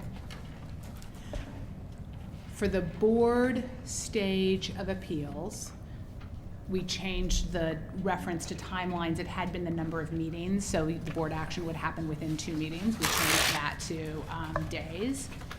We clarified that the board members will have access to the full written record of the complaint. And we clarified that if the board decides to accept an appeal, that the complainant can submit additional written information or sign up for public comment, but that there won't be a sort of hearing starting from starting afresh at that point. We clarified that the 1-year time period for bringing complaints does not bar earlier evidence. So if there had been a pattern of problematic behavior, certainly that could be brought forward. We included a reference to processes in the collective bargaining agreements that may be applicable to certain employees. So it's just very clear that the administrative directive recognizes, is intended to recognize and honor those policies. And finally, we added a definition of retaliation that is already included in our anti-harassment administrative directive. So all of those were changes that we made following the work session, and again, I appreciate the board's input and the public input that has improved this draft. Our next steps, the board will have, the first reading is tonight, and then the second reading and adoption is currently scheduled for the first meeting in November. After that, the policy and the administrative directive will be submitted to the Oregon Department of Education which is part of our corrective action plan. And then staff will also report back on the implementation of the policy within a year. So with that, and maybe before we take questions on the policy itself or discussion on the policy itself, I thought Judy could talk about how it's going. Hello. So I'm Judy Martin, your new district ombudsman, and I just want to share that it's been an absolute privilege and a lot of fun to be here. I am really enjoying the work so far. It's been a big learning experience. I am learning a lot. It's exciting. I have had a lot of calls already, and it is a huge variety, and it's funny just even hearing Jolly talk about that, because in practice, those are a lot of words, but the people who call really want to be heard, and they want to matter. They want to have somebody care about what their issue is, and the biggest privilege is being able to find the person that they need to talk to resolve their concern. And I've seen it happen quickly. I've seen it happen not as quickly as I want. A lot of things have happened, and it's only been a month, so that I've really been in the throes of the new year. And then there's a lot of things that we can't resolve at all that have nothing to do with Portland Public Schools. One example is bike lanes. There's not a lot I can do about the bike lanes. I can find the person in City of Portland to talk to. I can find their ombudsman. I can find the person who painted the stripes, and they can talk to them. And we can do those things, and that's also a privilege, just to get to help people sort through that. So it's been really exciting and fun, and I enjoy doing this.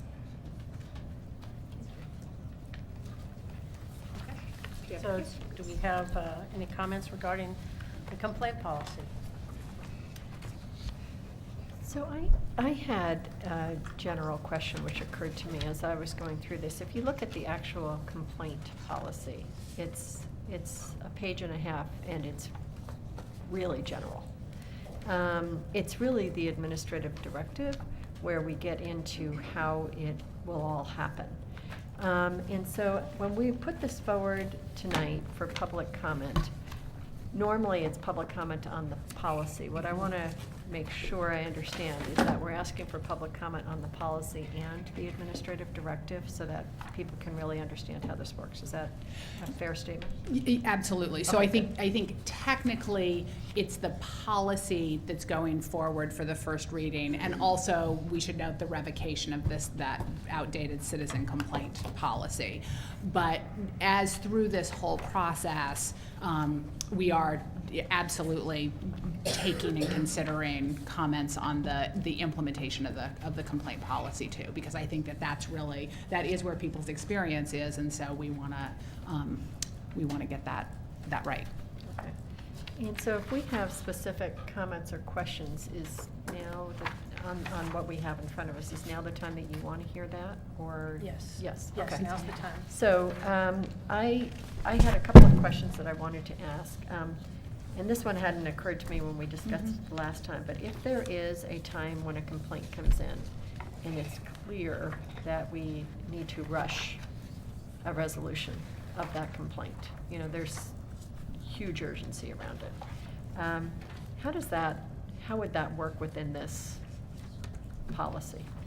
So these are maximum timeframes. Right. If we get a complaint that has something to do urgently with student safety Yeah. or emergency preparedness or something like that, those are always expedited through a process. It's not, so these are, and we do have to weigh, I mean, as Judy described, the, you know, calls she takes in and that others of us get feedback.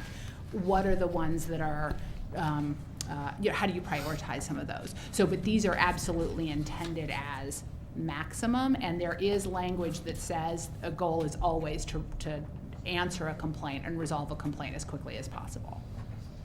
I just didn't know if there should be any language in here around a situation that clearly needs to move. I mean, it's common sense at some level, but think about that. Right. I mean, You know, again, we're my just hope, putting Bobby, this is forward. that it wouldn't get to a formal complaint. Right. If there was something I would really hope. urgent, that we'd be moving on that right away before it became a formal Okay. complaint. If it's at the point that it's a formal complaint, I would absolutely hope that it had really been looked at already, Okay. and that the reason they're filing a formal complaint is because they didn't like what the resolution was and want more investigation. So again, of I'm it. not sure that there needs to be something in here, but it occurred to me that, you know, obviously common sense tells you that there's gonna be certain things that come up that need immediate response. So, one of the things I wanted to suggest under school and department-based problem solving, so this is on page 1, it talks about the complainant is urged to talk to the principal or the school staff, and then it says if the person's not happy with the response, the principal shall inform the complainant of the complaint process. I thought we could add something in there that says the process will also be spelled out online, which I think it will be, just to make it really clear that there's kind of multiple places where people can understand what the process is. One of the, Where are you? so that was at the bottom of page 1. The administrative directive. On the administrative directive. The principal shall inform the complainant of the complaint process. I mean, clearly, we're gonna have this complaint process, I believe, online somewhere, so anybody can look it up and see what it is. So I just wanted to sort of make sure that was pretty obvious. One of the things that we did not include in here is at the very end that the ombudsman is required to keep track of all complaints and to report back to the school board annually or, you know, at a certain amount of time. But I think that was an expectation that we typically have, that we would hear back on how things are going. at some So could I interval. respond to that? Is Uh-huh. my understanding was that was gonna be in the resolution, so as Okay. opposed to, and that's part of when I say next steps, That that. makes more Great. sense there. than Right. this one. Okay, that helps. And I think the big issue I have at this point in particular is still the board level appeal and the two-step process for the board level appeal that just doesn't make sense to me. And by the way, ends up being almost 50 days, which seems completely unreasonable to somebody who's wanting to get a complaint resolved. So it sounds to me, the way I understand it, is that we would get all of the records of the complaint, and we would be asked, step 1, to decide, are we gonna take the complaint, or are we not gonna take the complaint? And I cannot figure out for the life of me why we need to do that step. Why, if we have all the material, don't we just look at it? So can you help me through that? I brought that up the Sure. last time, and it still doesn't make sense to me. Sure, so I think that, and again, this part of the process is up to the board. But generally, I think there are some complaints that are going to be operational in nature. So when you think about the school district, the board is responsible for policy level issues and high level issues, and the superintendent is generally responsible for the implementation and the day-to-day operations. And so a couple of the examples we used last time were was a family who was concerned about the nature and quality of their students' homework. We also talked about whether grass was being cut appropriately. I think that this two-step process envisions the board being able to determine, is this the type of thing that the board's going to, that it is the appropriate board's role to weigh in on? Does the board make determinations about whether homework is appropriate or not, or is that something that should essentially stop at the superintendent's level? So so that's why the recommended policy has that two-step process. We worked to make it more clear to the public. It is a two-step process, and we would have materials that explained it in probably more user-friendly ways than a formal policy or AD would. So that's the rationale behind that. But again, this is a board. This is something that's up to the board.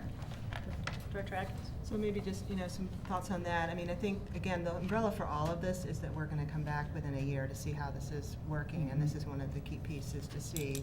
I mean, certainly the hope and expectation would be that very rarely would it need to escalate beyond the superintendent's final decision to a board appeal or to ODE. But I feel it's essential that as we move forward with this, that we retain that ability to be able to say, you know what, this isn't actually something that's appropriate for the board to hear an appeal on, and to be able to have that. And then if we decide that it is, then we'll be able to review the record and then make a decision. Again, I appreciate your clarification that while certainly folks could, submit additional pieces to us if we were hearing that appeal or come in the beginning of the meeting for public comment, it's not a full rehearing, it's not a formal hearing, it's simply us reviewing the record and voting up or down. So that's important to be really clear so that folks' expectation of what that process involves. But to me, we've landed. I appreciate all your hard work and the multiple revisions and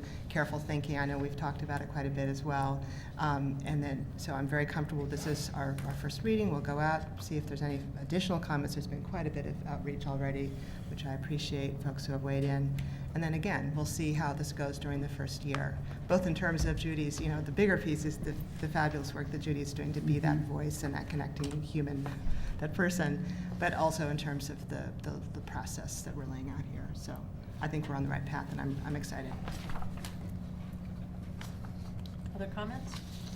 I had a quick question about something you said last week, which threw me off, which it sounded to me like you said that the Oregon Department of Education had sort of already approved what we had, and that didn't make sense to me. And I'm sorry that was if that was misleading. I got another question about that. So I have I did review the policy and the administrative directive with the Oregon Department of Education informally. So I wanted to give them a draft to see if they had any major red flags. It was definitely not the formal approval in advance of the board voting. So I'm sorry if I misused the word approval. I think that they did indicate that at that informal review it did meet the requirements of the law, but that isn't their formal decision. So I'm sorry if I misused that word.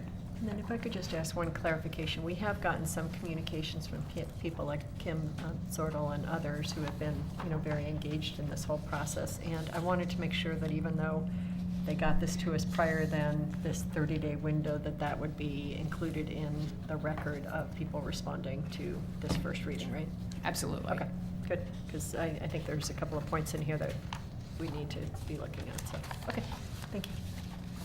Others? Dr. Buell? In the section where that Director Reagan was just talking about, it says the complainant may submit additional written information to the board and may provide testimony during public comment. What does during public comment mean? Is that the 3-minute thing? That's, yes, that refers to that. So a person comes to the board with and would like to address the board, and we give them 3 minutes during public comment and an open board session. That's what this says. Yes, and again, so this part of the process is absolutely up to the board. This is not a staff decision, this is a board decision about how you want to handle this. I think what that was intended to describe is what would be available to the public at that point, and that it's not, that the board isn't reinvestigating and rehearing from the start the entire matter.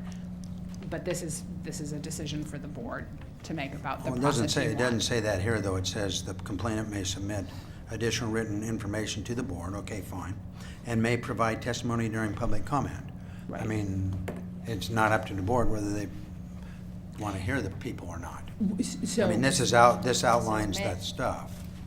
Yeah, but they made, the opposite of may is not. Yeah, so can if they want. we got 3 minutes. so what During I- public comment, we have a 3-minute thing that we normally go with. I would think we would give them 15 minutes or 20 minutes or something instead of cutting them down. Well, you get to the board, but we'll give you 3 minutes. That doesn't make much sense to me. And How if- do you explain a difficult situation in 3 minutes? I mean, if we don't want to hear them, fine, don't hear them. We don't care if you come to the board. That's okay.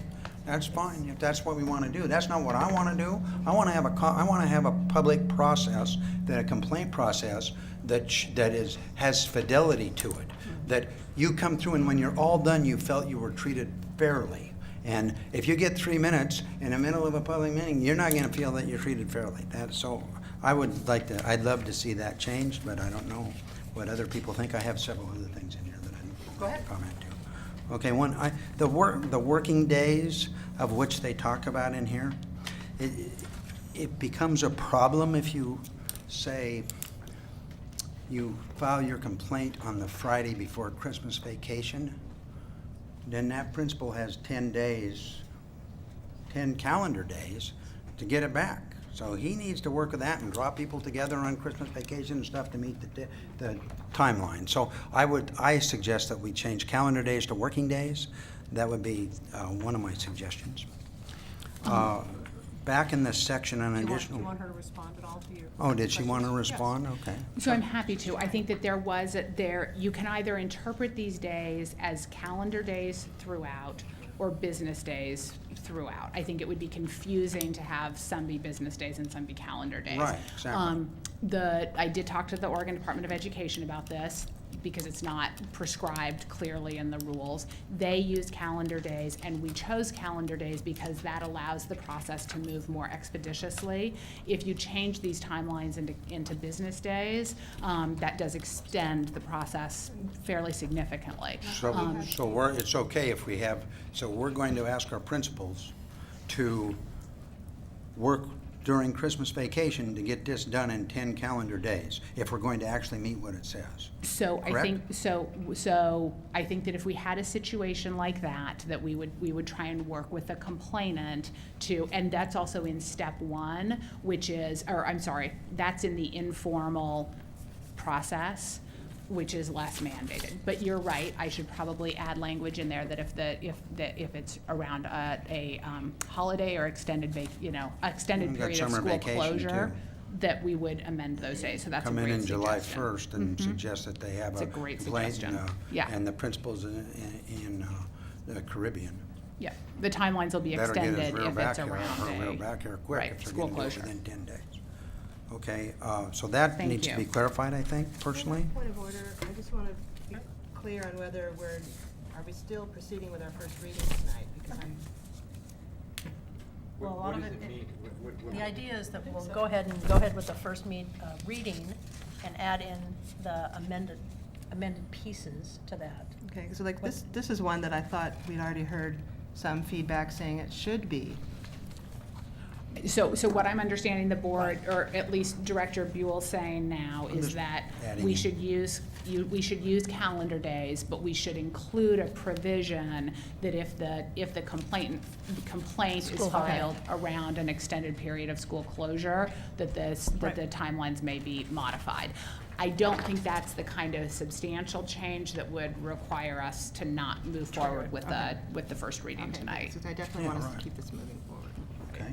Right. Continue on. Yes, go ahead. Thank you. And then additional provisions, number 2, it talks about 2 years of the incident. I mean, it talks about 1 year of the incident. I really still believe it should be 2 years for what I stated last time we talked about this. That was You have already things that addressed. take place Right. and you want to add on. Right, So so that's Can a I respond to problem. that? Oh, sorry, go Director ahead. Atkins? I'm sorry, go ahead. Director Atkins? Well, I think Jolly and I are both saying, because we had talked about this, I mean, I think that was the attempt in the latest round of revisions. It makes it pretty clear, I think, that if it refers to an earlier incident, you may do, I mean, I'm sorry, Jolly, you'll say it better than I am. Well, no, Hours it's getting fine. late. I think there's 2 things. So initially, we had language that the complainant needed to bring their written complaint within 90 days of the incident or of learning of the incident, understanding that sometimes parents don't learn about things right away. Based on the board's good feedback and public feedback, which is absolutely right, we extended that 90 days to a year. And taking into mind that sometimes when families are in the middle of a school year, they don't want to complain within that school year. So this would give them into the next school year to raise a complaint. It's my opinion that 2 years would be too long. It gets very difficult to both investigate things after 2 years has passed, and very difficult to rectify things after 2 years. So I'd recommend sticking with a year. Step 3 on the, step 3 in the first paragraph says any new concerns or substantial information not previously submitted will be referred back to step 1.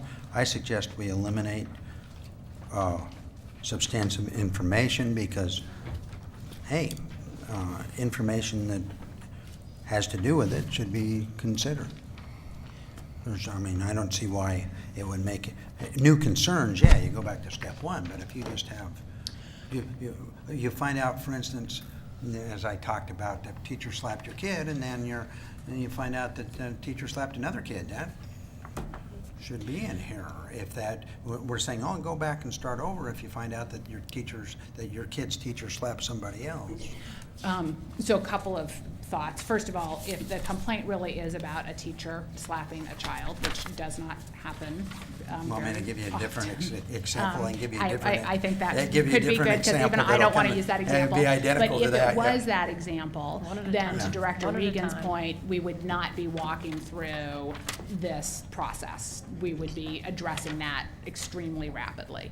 I think that the point of having, so if it's substantial information that wasn't taken into account the first time around in step 1, then I don't think you had the opportunity to do substantial problem solving at that stage. In some ways, I wouldn't say that just a repeated, so what you described is just a repeat of the same behavior. I don't know that that would be considered substantial new information, because it's just reinforcing what you know, or what has been said before. But if it's such substantial information that, for instance, Judy would say, oh, if we had known that, it would have changed how we addressed this. Or the senior director would have said, oh, if I had known that, I could have rendered a different decision. Let's go back to step 1 and do the problem solving there, as opposed to having at the superintendent's level a whole new opening of the investigation. So that was the intent behind that language. But if you go back, you're not necessarily going to settle any differently than they did in the first place. So having to go back is a great way to stonewall the whole situation. Well, we'll send you back again. Sorry. So I'm sorry. I'm just trying to get to the point where people can feel they can trust I'm this. sure we're reading the same document here, because I'm hearing these issues addressed. Maybe, and I apologize because I may have the wrong red line. Yeah. But on the bottom, are we looking at the bottom of page 5 where C is in red? Mhm. If significant new evidence is introduced at step 2, the complainant will be referred back to step 1 so as to ensure there is an opportunity for meaningful dispute resolution and investigation that includes new evidence. Right. Significant new evidence is evidence that could have changed the outcome or investigation at step 1. The next one is, if a new additional concern is raised at step 2, the new concern will be referred back to step 1. The concerns that were already addressed at step 1 will continue to proceed through the appeal process. Right. So I Step heard. 3, I'm in step 3, though. You in step 3? Oh, am Is I it in? the a- same process Yeah. in step 3? It's as it not is in step exactly 2? the same, no, it's a different process. What you were saying was very acceptable. Why would it be It's the different? step 3 one is different. So I'm sorry, Director Buell, step 3 has the same language as step 1. So if any new concerns or substantive information not previously, any new concerns or substantive information not previously submitted will Right, be referred back that's to the step 1. one, that's the spot that I think that But I think we the need same. changes. The same language that Director Atkins just read would apply here. Now, I can repeat that language again. So we use that language at step 2, and we use that language at step 3. If it would be clear for the public to repeat it, I'm happy to do that. We also got feedback that there was redundancy, so we tried to also reduce the redundancy, Just so. Well, I did. Can't please everybody, can you? Feedback from me was that we have all sorts of language in here that I marked out that really we didn't need to just complicated things. So I did have that feedback. But Here, not here's, necessarily redundant. yes, exactly. Here's, I had five things, and we've already addressed the first one. And I added on this later, there doesn't appear to be any recourse for parents if the deadlines are not met. That seems to me like there's plenty of recourse. If the parents don't meet their deadlines, we say, sorry, you didn't meet your deadline, if we have that decision. But what's the recourse for parents to make it equal if our deadlines are not met? If the deadline are not met, does the supervisor of that person write give them a written reprimand for not meeting the deadline? I mean, what do we do? The Too district bad we doesn't met- meet it, the we deadline. we didn't meet the deadline, too bad. That doesn't seem fair. And so if I'm looking at this, I'm going, yeah, they don't have to meet deadlines, but I do. I'm concerned about that. You want to answer that or not? I don't, whatever. Yes, I was just I'm commenting. happy to answer all your Okay. questions. Well, it wasn't so so- much a question as a comment, but go ahead. So if the district fails to meet deadlines, that would be, then the complainant can go right to ODE with the failure to meet those deadlines. Does it say that in here someplace?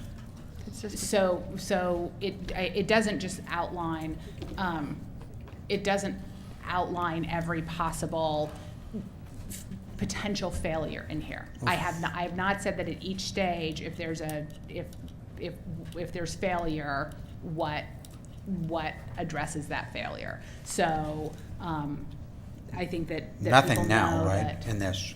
If the school district fails to meet the deadline, there's nothing in here that addresses that. We're out of compliance. You're out of compliance with your policy and administrative director. I mean, not everyone, so in our, So we should have we put in many a line that policies and- says if we fail to meet the deadline, it will automatically go, it could, the person can automatically be referred and still be in compliance? I don't know exactly what it is. It's just, it's not something I can do off the top of my head. Be glad to discuss it with somebody. Number 3, it's still not clear that I talked about 2 weeks ago, that when it goes to the HR department and when it is a complaint procedure, it's still, I can't get it clear, because the complaint procedure, if it has to do with the person, which is what I explained last time, then it goes to the HR department. But what complaint procedures don't have to do with people? They all do, but there's nothing in here that addresses that. I still think we need something. You don't have to comment on it. It's just my comment. So I'd like to comment on it, because Okay. I think it's a really good question, and we did talk about it last time. And I don't think that there's language that I can include here that will make that crystal clear every time, because I think it's a case-by-case basis. So one of the confusions that our current policy creates for people is whether it is the venue to address employee misconduct kind of allegations. And so because of our obligations as an employer, both under the law and our collective bargaining agreements, it's important to clarify here that concerns about employee misconduct and wrongdoing need to be handled through HR processes that can be frustratingly confidential to the public, but they are confidential. So the example I gave last time, I think, is hopefully helpful. Again, going back to the student where there's a concern about the homework. If through that investigation we determine that the teacher is refusing to give appropriate homework, refusing to follow directions, bullying the parents or the teacher or the student, those performance and misconduct allegations need to be addressed through a human resources process. That doesn't mean that the concern about the homework will just go away, but we will in some ways have to bifurcate those into two separate processes. And it is a case-by-case determination when something is of such significance, if concerns are raised of such significance about an employee, that it needs to go to HR. So. But there's nothing in here that explains that or deals with it in any manner. Well, the provision that I have is, I think, tries to clarify that, but there's not a way to promise or guarantee an outcome in any one case because it just is case by case. So it's just trying to clarify that if they are about employee misconduct, those don't go through a general complaint process. Would the supervisor, the principal or whoever, or Judy for that matter, would they have the ability to explain that to the complainant as they absolutely express their complaint, that the best process for them would be through HR and the reason is similar to the one you just gave? Right. We often have concerns in the district where because of interactions between either other students or with employees, people get frustrated that they can't know the outcome of processes.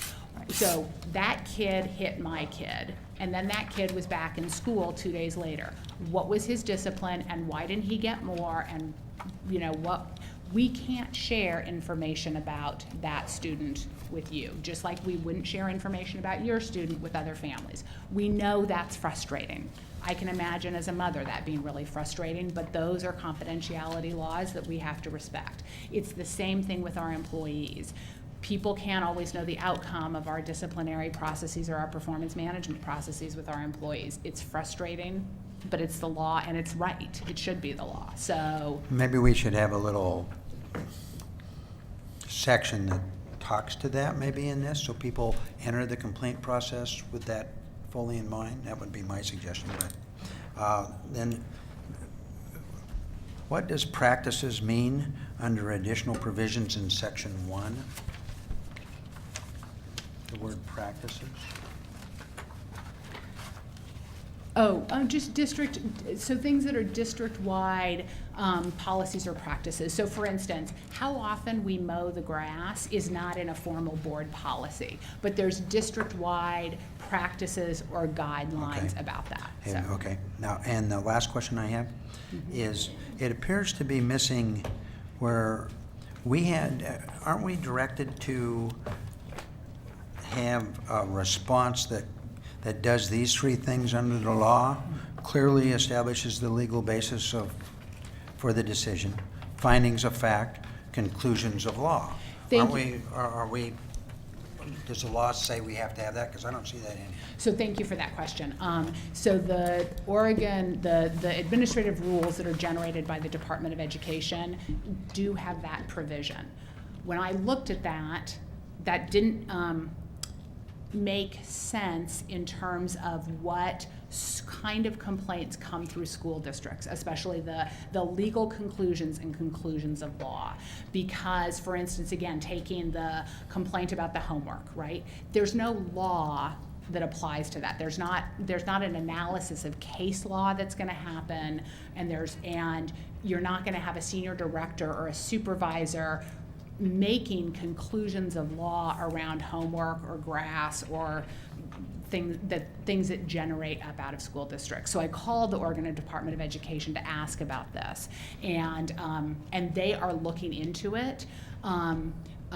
So the language that and when you think about, other school districts that are consistently smaller school districts that don't have attorneys on staff that are responding to complaints, I can't imagine that they're drafting conclusions of law. That language, I believe, probably comes out of the Administrative Procedures Act, which applies to administrative law judges who handle things where there is a body of case law around it. So I appreciate the department looking into that. What I've included in here to make sure, to your concern, Director Buell, that we're not just saying yes or no to somebody's complaint, is that we will explain the rationale of the decision. So I think to Director Atkins' point, this is something that we may be able to look at, in a year after if the department makes changes. We're going to get a response from the ODE to your asking them about it, right? And then that response will be shared with the board. Yeah, and it actually says the written decision shall include Yes. findings of fact and explain the rationale Exactly. of the decision. Exactly. Which I think is a really good landing spot. And Right. again, all of this, we'll see how it goes this first year. It's a good landing spot if it's within the law.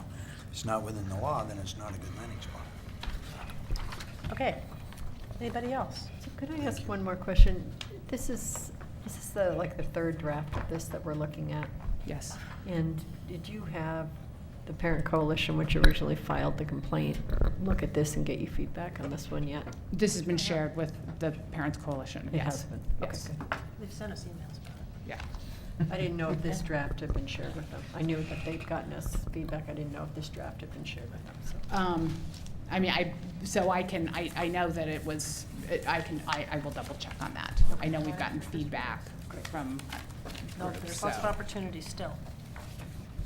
So Okay, thank you very much. As I said, the policy will be posted on the board website. Public comment period is 21 days. Last date of comment is October 14th. And you can contact information. Public comment will be posted with the policy. So, okay. So now, the business agenda. The board will now consider the remainder of its business agenda, having already voted on Resolution 4961. Ms. Houston, are there any changes? Do I have a motion and a second? Second. Is that Matt? Is that Matt? Director Atkins moves and Director Morton seconds the adoption of the business agenda. Ms. Houston, is there any public comment? There is none. Okay. Is there any board discussion on the business agenda? Director Buell? I have a question on the new contracts. Pardon me? I have a question on the new contracts for the superintendent. It provides science programming to all schools from a catalog of available services. What does that catalog of available services refer to? I'm sorry I didn't get this to you earlier. I have two questions on here. So it's on the OMSI master contract. So what this is what used to be individual schools would contract with OMSI. We now have one OMSI. district contract that each school can pick what Okay. services they want. And the last question I have is, provides after-school tutoring and mentorship. Where are you looking? I'm at Campfire Columbia Council at the very bottom. Now, so is this correct that what we're doing is paying the Campfire Council to do tutoring for us? And after-school programming. Mhm. Mentorship. And mentorship. Mhm. Not through the county? Nothing to do with the SUN program? This one specifically services with Campfire. We just pay that, get Mhm. Campfire 365,000 to mentor and do programs for us. Okay, thank you. Could I ask one quick question I didn't understand? Director Regan? Under amendments to existing revenue contracts, and I apologize, first, it's RAND Corporation district-wide research services on the effective dual language immersion and student achievement year 3 of 3. So my first question is that a revenue contract or is that an expense contract? And my second one is, I'd be anxious to hear the results of that, and do you know when we'll get that? We will, and it is a revenue contract. It's one that one of the districts they're studying. So And they're making the investment in in us. us. Good, okay. And That's yes, we exciting. will get the results when Debbie, when you they're have any done. idea You've done when- this one a couple times, but Yeah. yes, we will hear the results when they're complete. It's complete. So probably the end of this year? I don't know Okay, specifically, but we good. can get back to you. That's great. Thank you. Okay, the board will now vote on the business agenda. All in favor, please indicate by saying yes. Yes. Yes. Yes. All opposed, please indicate by saying no. Are there any abstentions? The business agenda is approved by a vote of 7-0 with Student Representative Josh Wall voting yes. Okay, we have one more thing we have to do tonight, and that is we have a nomination. We need to nominate our representative for OSBA. Bobby has been faithfully serving in that position for a long time, and so I'm open to hearing nominations. So move. Okay, is there a second? Second. Okay, so Director Buell moves and Director Atkins seconds Bobby Regan as our candidate for the Oregon School Boards Association Board of Directors as a regional member. All those in favor? Aye. Any opposed? Student representative? With Yes, okay. gratitude. Thank you very much for your service, Bobby. And we are adjourned.